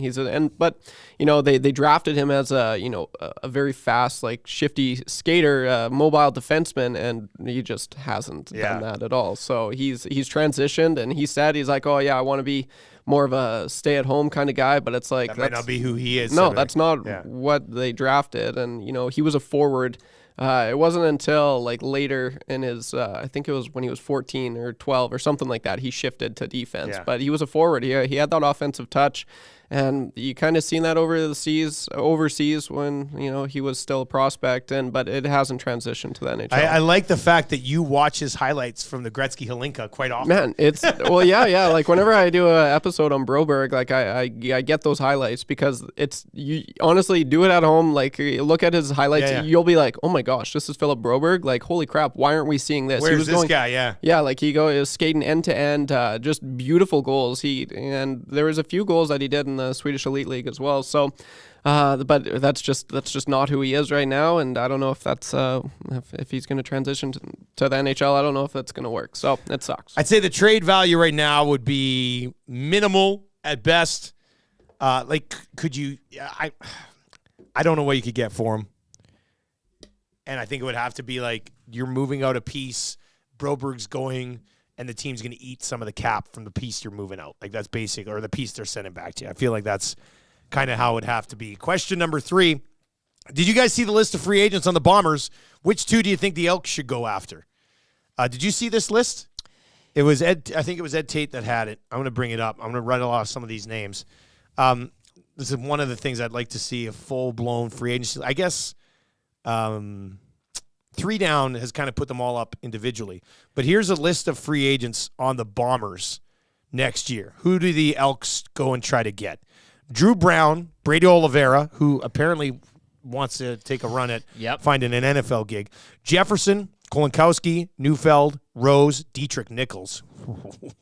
Wolotarski, Walker, Thomas, Prukop, O'Leary Orange, Greg McRae, Reddick Cramdy, Jeffcoat, Hardrick, who was an all-star offensive lineman, Hanson, Hallett, Gray, Grant, Gauthier, Janarian Grant, oh boy, Miller, Castillo, who they had, Bryant Briggs, Bailey, Augustine, their whole team, Dalton Schoen, DeMario Houston, Malik Clements, who they've had in the past, Darby. There's a bunch. It could be very much a different-looking Winnipeg Blue Bombers team. Now, with that being said, obviously they've got a lot of money to sign these guys because they're all free agents, so I'm sure they'll keep the bulk of them. But are there 1 or 2 guys on that list that you would looking positionally, maybe an offensive lineman or 2, right? Like a Hardrick or a Neufeld or something like that to kind of beef off the O-line. That wouldn't be a bad idea. Certainly Houston would be something as well. Maybe looking at the secondary. I know it was a youthful group, but maybe adding him in there and what he's shown early in his career in the CFL. I'd go with an offensive lineman, and maybe, I don't know if you're really looking at weaponry anymore. I think offensively you're fine. Set offensively in that department. You mentioned Oliveira. Jefferson as well is a guy that, that's an attitude guy. That's a guy that kind of shapes a team. And he does have some past relationship with one Chris Jones. Yeah, so that's be true. Some sort of a relationship. I'd be pretty surprised if Willie leaves Winnipeg. Yeah, there'll be a deal there for him. Him and But, Jeffcoat, I think, would both stay. But they need to get paid. You know who I would pay? I don't know. We don't know the cap situation, obviously, for Edmonton, but I would pay Dietrich Nichols a bunch of money.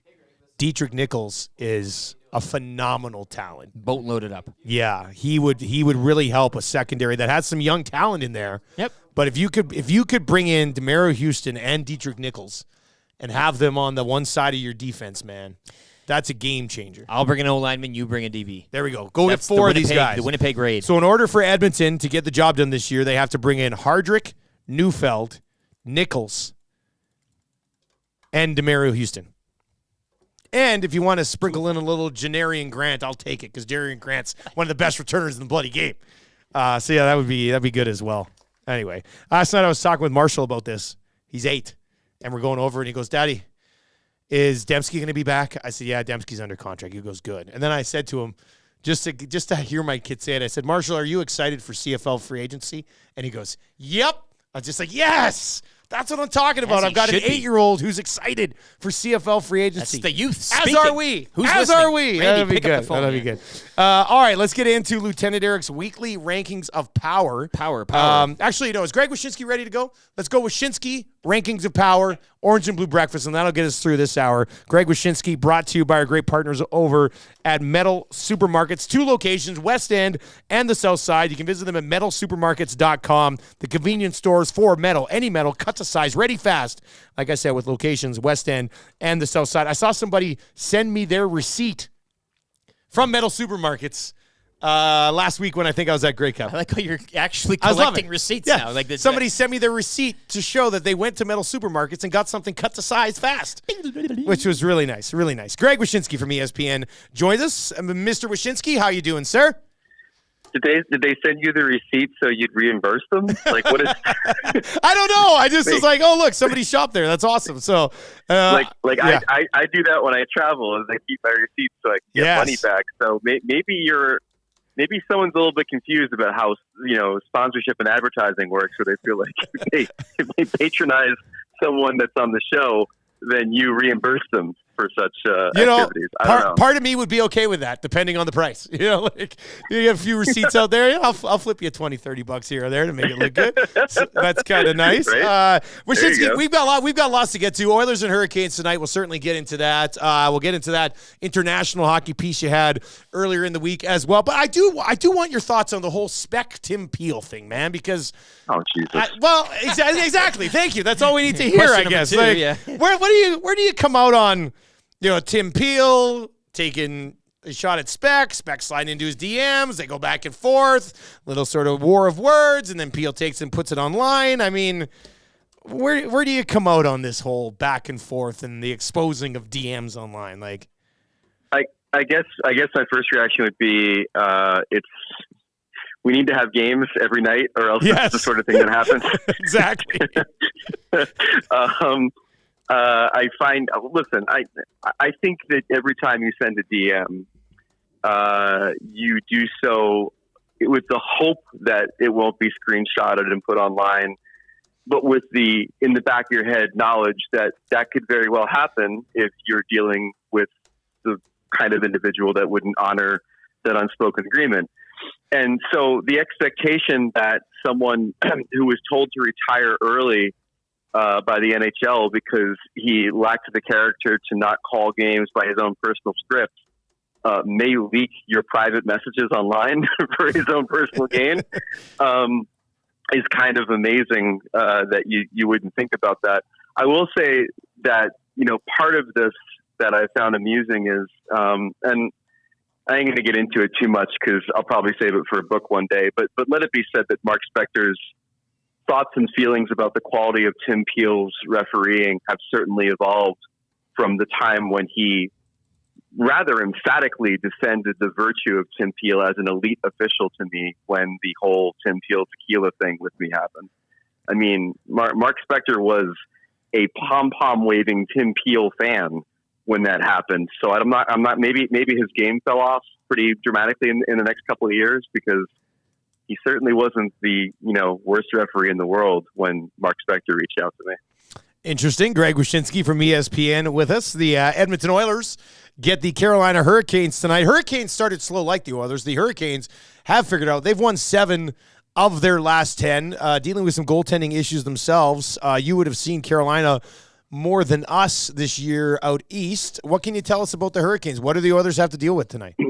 No. I mean, that's been the real surprise. I mean, like their goaltending has not been great. I mean, obviously the Freddie Anderson in and out of the lineup thing has impacted them, and just overall have just not really put together the kind of run you'd expect from the Hurricanes in totality yet. The Oilers, though, I was checking in on what they've done since the coaching change, and it's a very, very small sample size, let's say that. But if you look at the rate of scoring at 5-on-5 per 60, their expected goals for is running about a full goal ahead of what they're actually doing at 5-on-5 right now. So again, we're seeing the same trend that we've seen all season, which is that under the hood, they're playing better than what they're doing on the ice. And usually these things start to actualize at some point, but we're still kind of waiting for that to happen for the Oilers.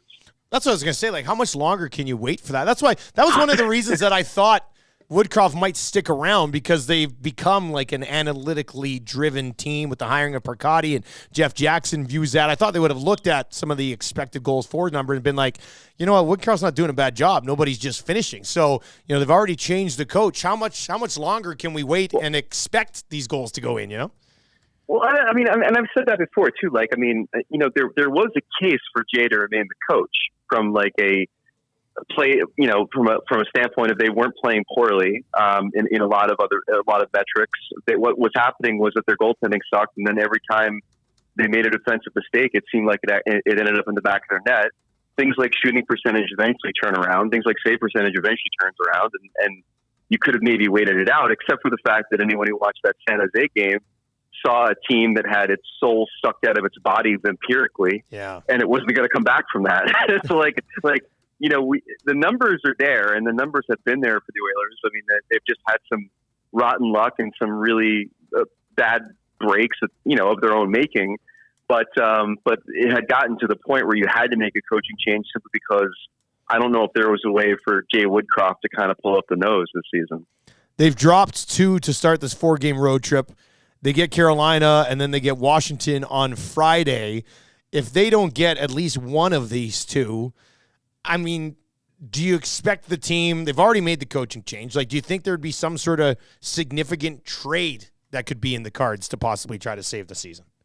Yeah, which is funny because usually that's reversed. Yes, right? Like, you're right. Usually there's a big trade before you fire the coach, and Ken Holland and whoever is making decisions about Ken Holland has decided to kind of do a different thing this year. But yeah, I mean, the possibility is always there. And I'll say 2 things about that. First of all, the thing about trying to make a significant trade at the end of November is that, 1, the cap is still an issue, just like it was during the offseason. And 2, you need to find a dance partner. And that's kind of one of the issues in trying to make a trade in November, is that you have a lot of teams that aren't in the predicament that the Oilers are in, that still feel like they're within spitting distance of a playoff spot, that aren't going to necessarily shake up their roster to benefit either a conference rival or because they don't feel like they want to break up what's going well for them.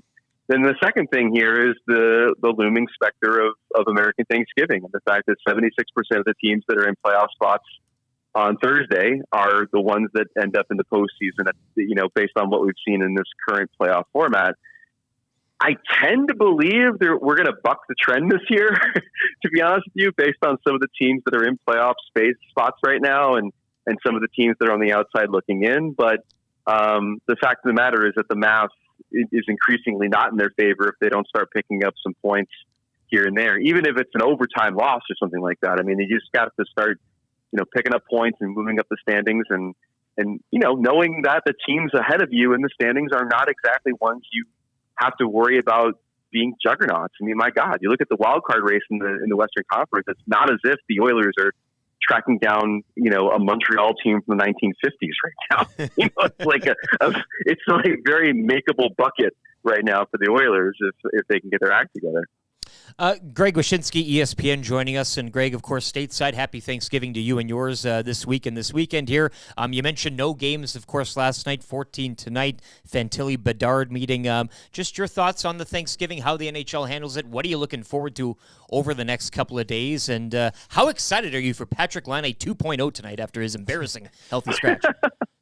Well, I hope the best for him. I mean, as some people have pointed out, it's kind of a rough time of year for him. Lost his father last year, and I'm not trying to play pop psychologist here or anything, but I mean, they were close, and it's probably a tough time for him on top of everything that's not going well for him on the ice. The game I'm looking most forward to in the next couple of days is Boston and the Rangers on Saturday. Boy, that's a good afternoon game, MSG. I think the first meeting of the season between what's been the 2 best teams in the Eastern Conference. So we should get a good sense of where these teams are, and the Rangers keep impressing me. I mean, I know they took the L, I think, the other night, but the fact that they've played as well as they have absent Adam Fox and absent Peele, who's a real key center for them, I think has been really impressive. And, we're going to do another awards watch, I guess, a week from Monday on ESPN, and I will be really interested to see where Artemi Panarin falls in the MVP race, because that guy is playing, clearly the best hockey he's played, I think, since his days in Chicago, if I'm being honest. Like, he's been incredible for them, incredible to the point where I think he's going to be in that short list with Pettersson and Pasternak and a few others that are in the heart race right now. Well, I'm glad you brought up Pasternak and the fact that you're mentioning this Boston Rangers game, because I think a lot of people thought the Bruins would fall off significantly this year. Now, here we are almost at American Thanksgiving, and they've got one regulation loss so far. So what has been the recipe for success to keep that bad boy on track? Well, again, I just didn't understand the logic in expecting them to fall off. Jim Montgomery is a great defensive coach who has shown that he can keep teams in the playoff hunt. He's got the best goalie tandem in hockey, and he's got two defensemen in Charlie McAvoy and Hampus Lindholm who could play 50 minutes a night if he needed them. Yeah. So, the foundation was there for them to be really competitive and really good. The surprise is that they're doing the same thing they did last year. I don't think anybody thought they'd be this good. And then lo and behold, you look up at the record and it's like, my God, there have been nights when they've outpaced the team from last year. That was the best regular season team of all time. And so the fact that they've been able to get enough offense to go along with that defense, I think is the real surprise. And that's why when you start to kind of think about what the shape of a Hart Trophy race might look like, the narrative that David Pasternak is the offensive engine for a team that is, bouncing back from the loss of two key players to retirement and a devastating playoff defeat is a pretty easy sell. And he's been someone that's kind of been in the MVP conversation in previous seasons too. So he's definitely one to watch and certainly has made a huge impact on that lineup. Greg, before I let you go, we got to get into the international hockey stuff. And where's the landscape currently at here for a best on best? Well, the next best on best is going to be in Italy in 2026.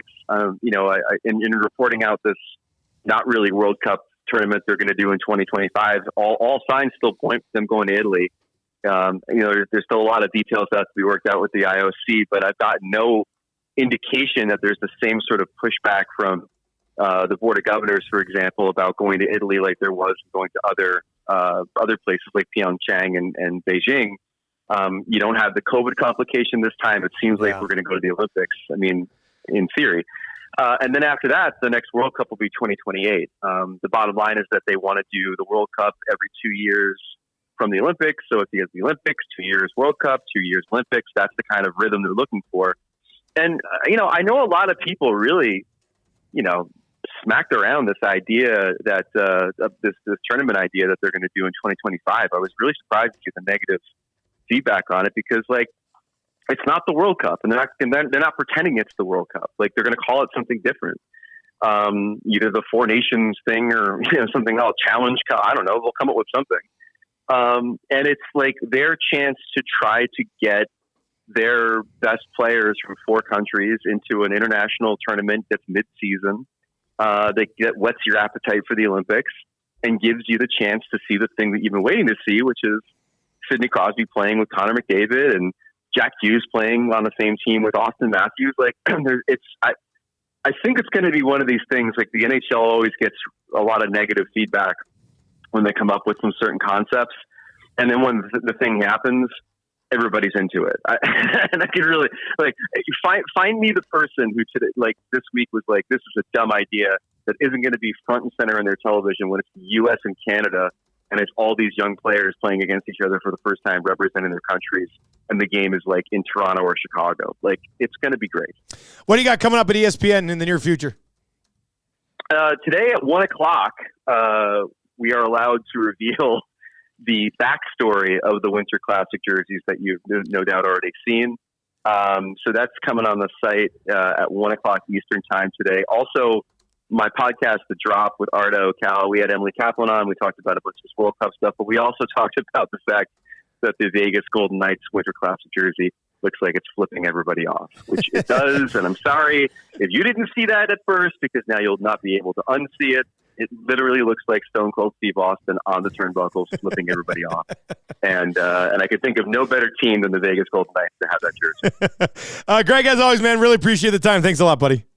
Anytime. There you go. That is Greg Wyshynski from ESPN, brought to you by your convenience stores for metal supermarkets. Any metal cut to size, ready fast. Your convenience stores for metal! That hit hard today, didn't it? So that was pretty loud. That's coming in hot here. I'll tell you one more time. Your convenience stores for That's a little bit better. What a lick. That's a little bit better. Locations, West Edmonton, South Side as well. You can visit their website at metalsupermarkets.com. Oh, wait, we do have an Orange and Blue breakfast coming up, but we have the weekly rankings of power with my man, Lieutenant Eric, for United Sport and Cycle. Always excited to see what he's going to rank. United Sport and Cycle, your home of hockey for over, 95 years, supporting hockey and your community for almost 100 years. A fourth-generation, family-owned and operated business forever, essentially. Lieutenant Eric, what are we ranking today, buddy? What do you got? Well, it is draft week, and in the spirit of draft week, I'll be going over the top 10 individuals, Dusty, to grace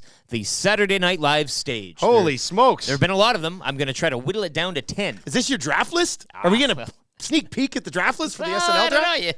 Score it how you will. Let's do it, buddy. You can always Let's go. play along, 780-218-9999, or in the nasty chat as and well. Orange and Blue breakfast coming up in about 5 minutes to set up the Oilers and the Hurricanes. I'll make it 3 here. No, I want to dive into this. This is good. Number 10.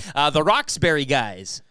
Oh, yeah, Night at the Roxbury. Is that too was not just a movie, which I found out this morning. That's a bit. Yeah. I mean, all these movies come out of SNL bits, right? So, what a world. What is love? Baby, don't hurt me. That's the... Don't hurt me no more. Number 9.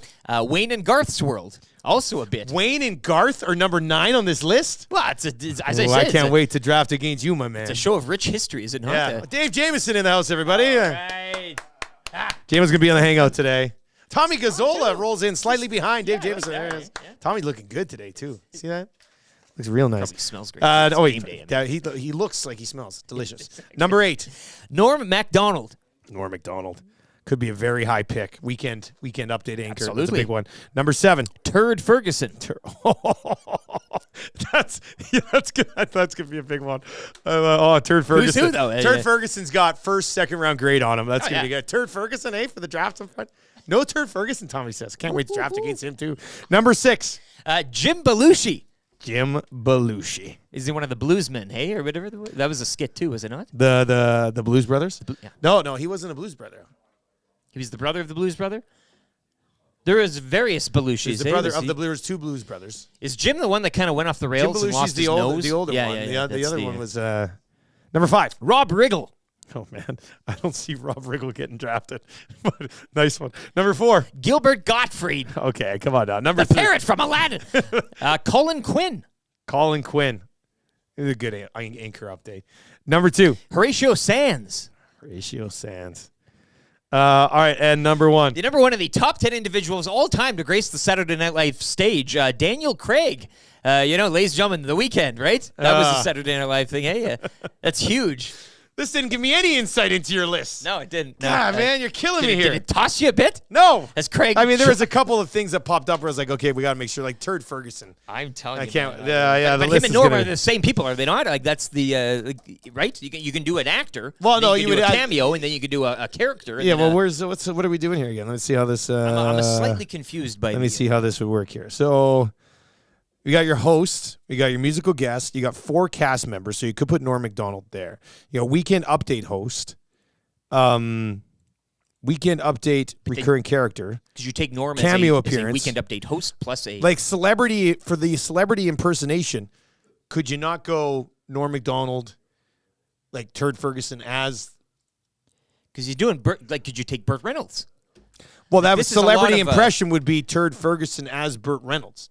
Not Norm MacDonald as Ed Turd Ferguson playing Burt Reynolds. Well, I mean, maybe. We're gonna have to get into the. We're gonna have to get into the bottom of. That draft one carried some controversy. We're gonna have to get into that one. Commissioner's gonna have to. Oh, this can be very controversial. I see glue guy. You see how this is going now? Yeah. Walk out. It's a human centipede of characters. That is the weekly rankings of power, brought to you by the home of hockey, United Sport and Cycle. Every year I slide in there and do some. I like a good chunk of Christmas shopping. There's just so many things. You got a good Christmas feel in there as well, and they got the big items. If you want to get the big items, you get the big items. But they also got a lot of nice little small items. You can get like Christmas ornaments and stuff. Stuff like that. And you like sitting on Jack's knee. You guys do the whole Santa. There's lots of different things that you can do in there at United Sport and Cycle. All right. We got an orange and blue breakfast. The Edmonton Oilers and the Carolina Hurricanes tonight. If you have a prediction for this game, hit us up right now. Let's go in the nasty chat or at 780-218-9999. The orange and blue breakfast brought to you by Mobile One and Blue Water Lubricants. Mobile One and the Edmonton Oilers, one oil, many champions. If you like your oil as slick and lubey as possible, this is the lube and oil for you. P1. With Mobile One. P1. The lubiest in the entire business. You'll never find anything lubier than Mobile One, courtesy Blue Water Lubricants. All right, let's get into your possible lineups for tonight. Kind of a look at the Carolina Hurricanes. By the way, the Oilers had a day off yesterday. If there's anything you need in the middle of a prolonged season slump, more time off. No fishing pictures. Did we see any fishing pictures? Was anybody holding a big fish? A toothless grin. No fishing pictures? That was not? No, as a team, they should have gone to the Duke Blue Devils game last night. Because I saw Jack was there with Tony and Cartmel and Mazer. Yeah. So they were all at the Duke game last night, which was a convincing victory for the Duke Blue Devils. Could have had Coach K back in the building, so to speak, hey? Oh, wouldn't that have been something? You're right. So when we last saw the Oilers, and they're moving pieces around here quite a bit, but McDavid, Brown, and Draisaitl, Nuge, Hyman, and Kane, McLeod, Derek, Ryan, Fogle, Hamlin, and Ernie, Sam Gagner was a scratch. They ran with the 7 D-men, Nurse, Ceci, Ekholm, Bouchard, Kulak with the rotation of Desharnais and Broberg. It will be a Stuart Skinner tonight. There's no way in the world that they would start Pickard in back-to-back games. As for the Carolina Hurricanes, we're looking at relatively deep hockey team here. Yep. The Carolina Hurricanes. Just do the bottom 6. Bring it to the table. Yeah, Sebastian Aho with Jarvis and Teravainen, Kotkaniemi with Natchez and Svechnikov, Jordan Stahl with Jesper Fast and Martinook, Triple J third line there, Jack Drury with Nosen and Michael Bunting, and then Slavin and Burns, Brady Shea and Pesci, Orlov and Chatton. This is a good team. This is a really good hockey team tonight. The Oilers might be in tough here against the Carolina Hurricanes tonight. They definitely have to step up and bring the heat tonight. As for a list of guys who aren't tough enough to play hockey tonight, Lieutenant Eric, boom, hurts so good. So good. I guess for some people you could argue the entire Oilers roster at times is everybody's not tough banged up, enough right? To take a win or even hold the lead. Just holding a lead at this point would be something. For the host Carolina Hurricanes, who are, as we've mentioned a few times during the show, really good at home. Freddie Anderson on the IR dealing with blood clots, it says here, for the Edmonton Oilers. Dylan Holloway and Matthias Janmark, who I believe Janmark is ever so close to kind of getting back. I know that perks Tom Gazzola's attention up tenfold. Cool. But, hey. I'm sorry, man. Look, dude does not move the needle. It's like you getting a Bouchard jersey for Christmas, eh? That's kind of the cool. God. Yeah. So there you have it. All right, Lieutenant Eric, you're key to a victory tonight, buddy. Well, if you're going to get a lead down in Raleigh, hold the lead. So you want them to get a lead and hold it? You're nuts. I'm asking a lot, right? They've gotten leads in the past 2 games against good opposition. And you hold those leads, I guess, in one of the 2 at least. And we might be singing somewhat of a different tune. But, I'd say if they find their way up holding a lead, obviously you mentioned the depth. This is going to be tough. Maybe something on special teams kind of gives them a leg up in this one. Who knows? But I'll say yes. If you can go out there and get a lead, hold the lead. Go a long way to getting a victory. Sam Squanch, 67, nasty chat, 4-0 Canes, sadly. Triple Crown says Oilers over Canes, 3-2. We put together a little parlay earlier on today. It's not up yet, but it should be up soon at CoolBet in the exclusives page. It'll be the Edmonton Oilers on the money line. You can cash in if they can actually get the dub. Connor McDavid over 1.5 points and Hyman to have a point tonight. That'll be your EST parlay. Should be posted at some point this morning by our partners over at CoolBet. It's a game day prediction today. Well, we are maybe. I think we're going to see some offensive fireworks tonight, boys. I'm going to say there's going to be 8 combined goals in this hockey game, and the game ends 5-3, one way or the other. How's that sound? The Yaroslav Halak Bowl. Yeah, Carolina didn't want them, No, but if Carolina can pump the Oilers, Could the Oilers want him? That's maybe maybe he's that's told the, to stay in town, hey, as they always are, right? Maybe that's the solution. I'm going to say 5-3 hockey game, one way or the other tonight. That'll be my official game day prediction as the Orange and Blue Breakfast gets you ready. The Oilers, we would have had some pregame audio in here, but the Oilers did have a day off yesterday. So we'll see what they come out with here against Carolina. Like, we know the Oilers have to be desperate. They have to be. I mean, they look like they play desperate for stretches. And then they play boneheaded for stretches, and it ends up costing them. But what did Jamie McLennan today, Noodles, and if you're watching on YouTube, you can easily just scroll on back and find Noodles a little bit earlier on. But he said Carolina's a desperate hockey team too. Like, they've pulled themselves out of a similar hole. Carolina is 7-3 in their last 10 after a really tough start. That's what the Oilers needed. They started tough as well. They needed to go 7-3 through a 10-game stretch to kind of get themselves back in the mix. So Carolina is working towards peaking. We're not too sure where the Oilers are at right now. And like I said, take a look at that Carolina line. That's a pretty deep team. Like, the Oilers are going to have to play a full 60 minutes to get the job done. It's so cliche, but it's just the truth. Like, start a game strong and finish a game strong. Once. Well, off the ice, this is an organization that now has, and we mentioned Raleigh as being, I mean, that's a tough place to play now. Going to Carolina in the NHL is a tough place to play. And credit to them and that organization for kind of doing things the right way. They're making money. They're printing money. The fans are into it. It's a tough team and a tough place to go on the road now.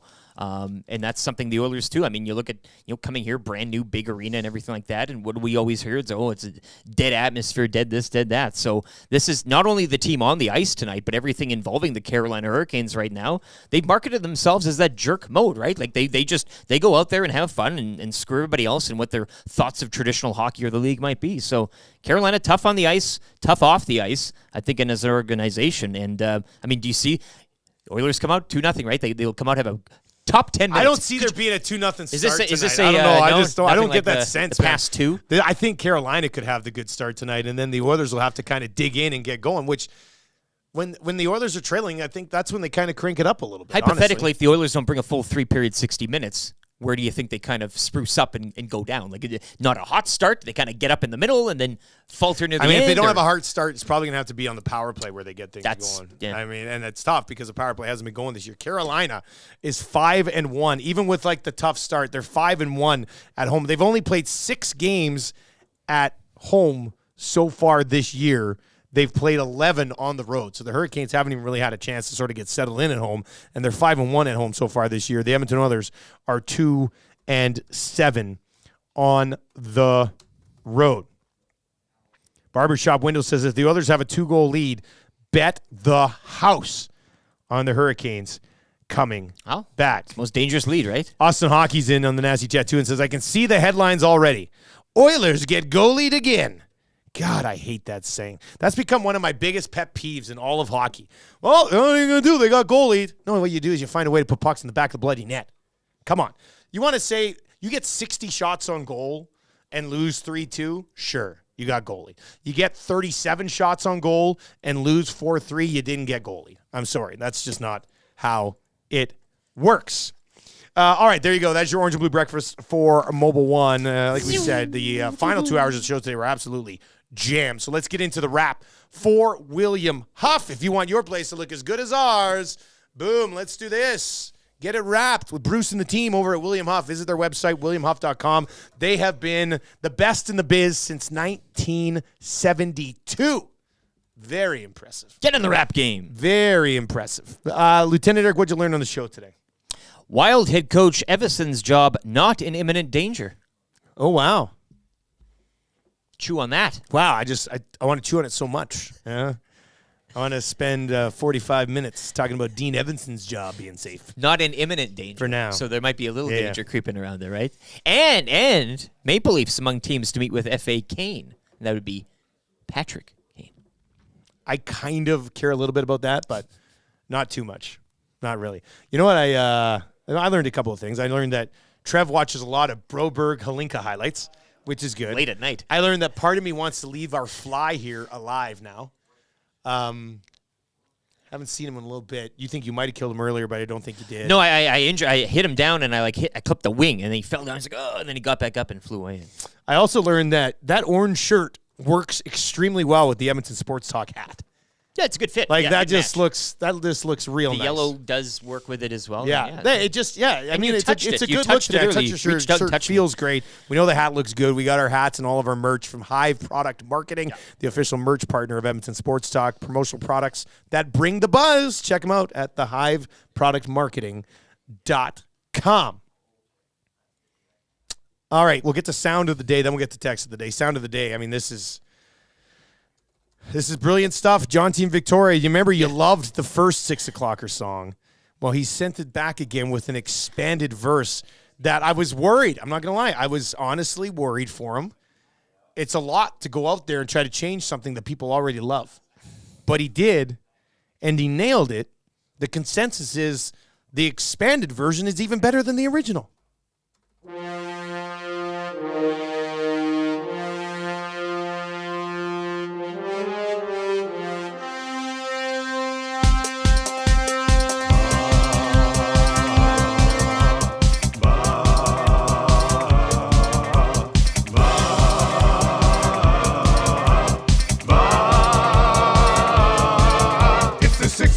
Check-in, come on, let's go. It's the AM Nasty Big Hello. Here we go. I just been read it. It's not AM radio. It's the Cool Ben Red Hot Nielsen Show. Let's go.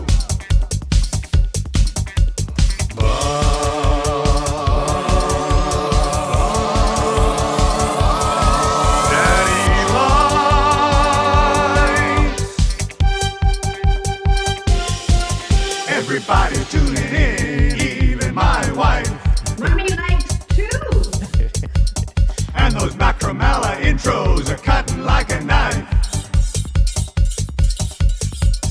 Hey, it's Mitch texting in, he's your dealer for life.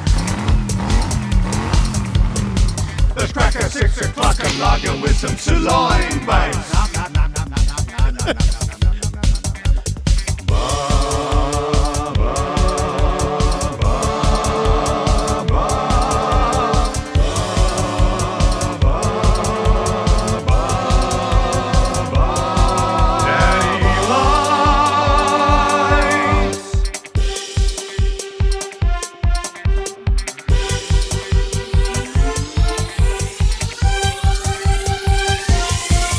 My God, I don't know who Jonty's drug dealer is, but he must be making a killing. Even the my wife part, the quality of her saying that almost reminiscent of your mom with the I rubber know. boot S head. Like Yeah. I think he's trying to tell us something. It's extremely well done. The art is magnificent. Spency 5 cents. He's in it. Says the sirloin bites are so deadly, right? I'm not gonna lead you astray, man. Like they are absolutely delicious. You can text us anytime. You can always slide into our DMs. Promise you I'm not going to post them online. Hey, guys, just wondering, the last hour to be uploaded on the podcast was yesterday's show, hour 2. Have you uploaded to the first 2 hours today? Or It has not been uploading on my laptop. So I'll have Still to. not today? Yeah, no. I'm having a Dickens of a time over here. Dickens? A Dickens of a time. Yeah, Thanks. it's So hour 1 and 2 haven't gone up yet. 1 is on its way, but One it's is on its way, taking but its time. What is going on over there? So I'm sorry, I'm on But it. you guys said Lock Shop uploaded yesterday. Everything else is fine. You guys uploaded fine. Something yesterday. with maybe the show has been flagged. Like, I don't know. Oh, somebody, 6 o'clock again. Come on, let's go. It's not that. All right, text of the day for A&W. Man, if you want something delicious, why don't you get it at A&W? We've got a gift certificate, $20 gift card to A&W for our text of the day. Got a couple of options. How about this? The mushroom mozzarella burger just made a comeback at A&W. Available in 3 sizes. The Mama, the Uncle, and the Buddy burger come fully loaded with mozzarella, cremini mushrooms, grilled onions, and grainy Dijon aioli. Starting at just $4.59 for a limited time only at A&W. $4.59? $4.59 for a mushroom mozza burger. Ooh, wee. That's nice. That's a heck of a deal. That's there. a really good deal. You can't get in burgers today's nowadays economy for less than $5. A mushroom burger for $4.59. In today's economy, you can barely get a pack of mushrooms for $4.59. Some places will charge you fries for Yeah. a side. This is the My goodness, man. All right, let's see here. We'll work on the podcasting thing. The text of the day comes down to these two. Rick, here we go. One is a Macramalla intro. One is not. Tay-Tay, EST legal analyst and guy whose OnlyFans account consists of him reading tax law in sexy lingerie, which I would really like to see. And a couple sizes too tight as well. Yeah, like really, it's like gross male lingerie. When's that strap gonna snap? But at the same time, he let you know when the return is due. Or we can go with this one from Scalding Gord. Came in during that conversation about whether the kids still wanted the Bouchard jersey for Christmas. He said, if it's a Bouchard jersey, it'll likely give itself away. So Scalding Gord or Tay-Tay for text of the day today? I have to go with the Bouchard jersey. We get enough of the we get enough of the Macramalla, right. and that is a path to victory. But sometimes people can come in and just steal it, and that Make a note.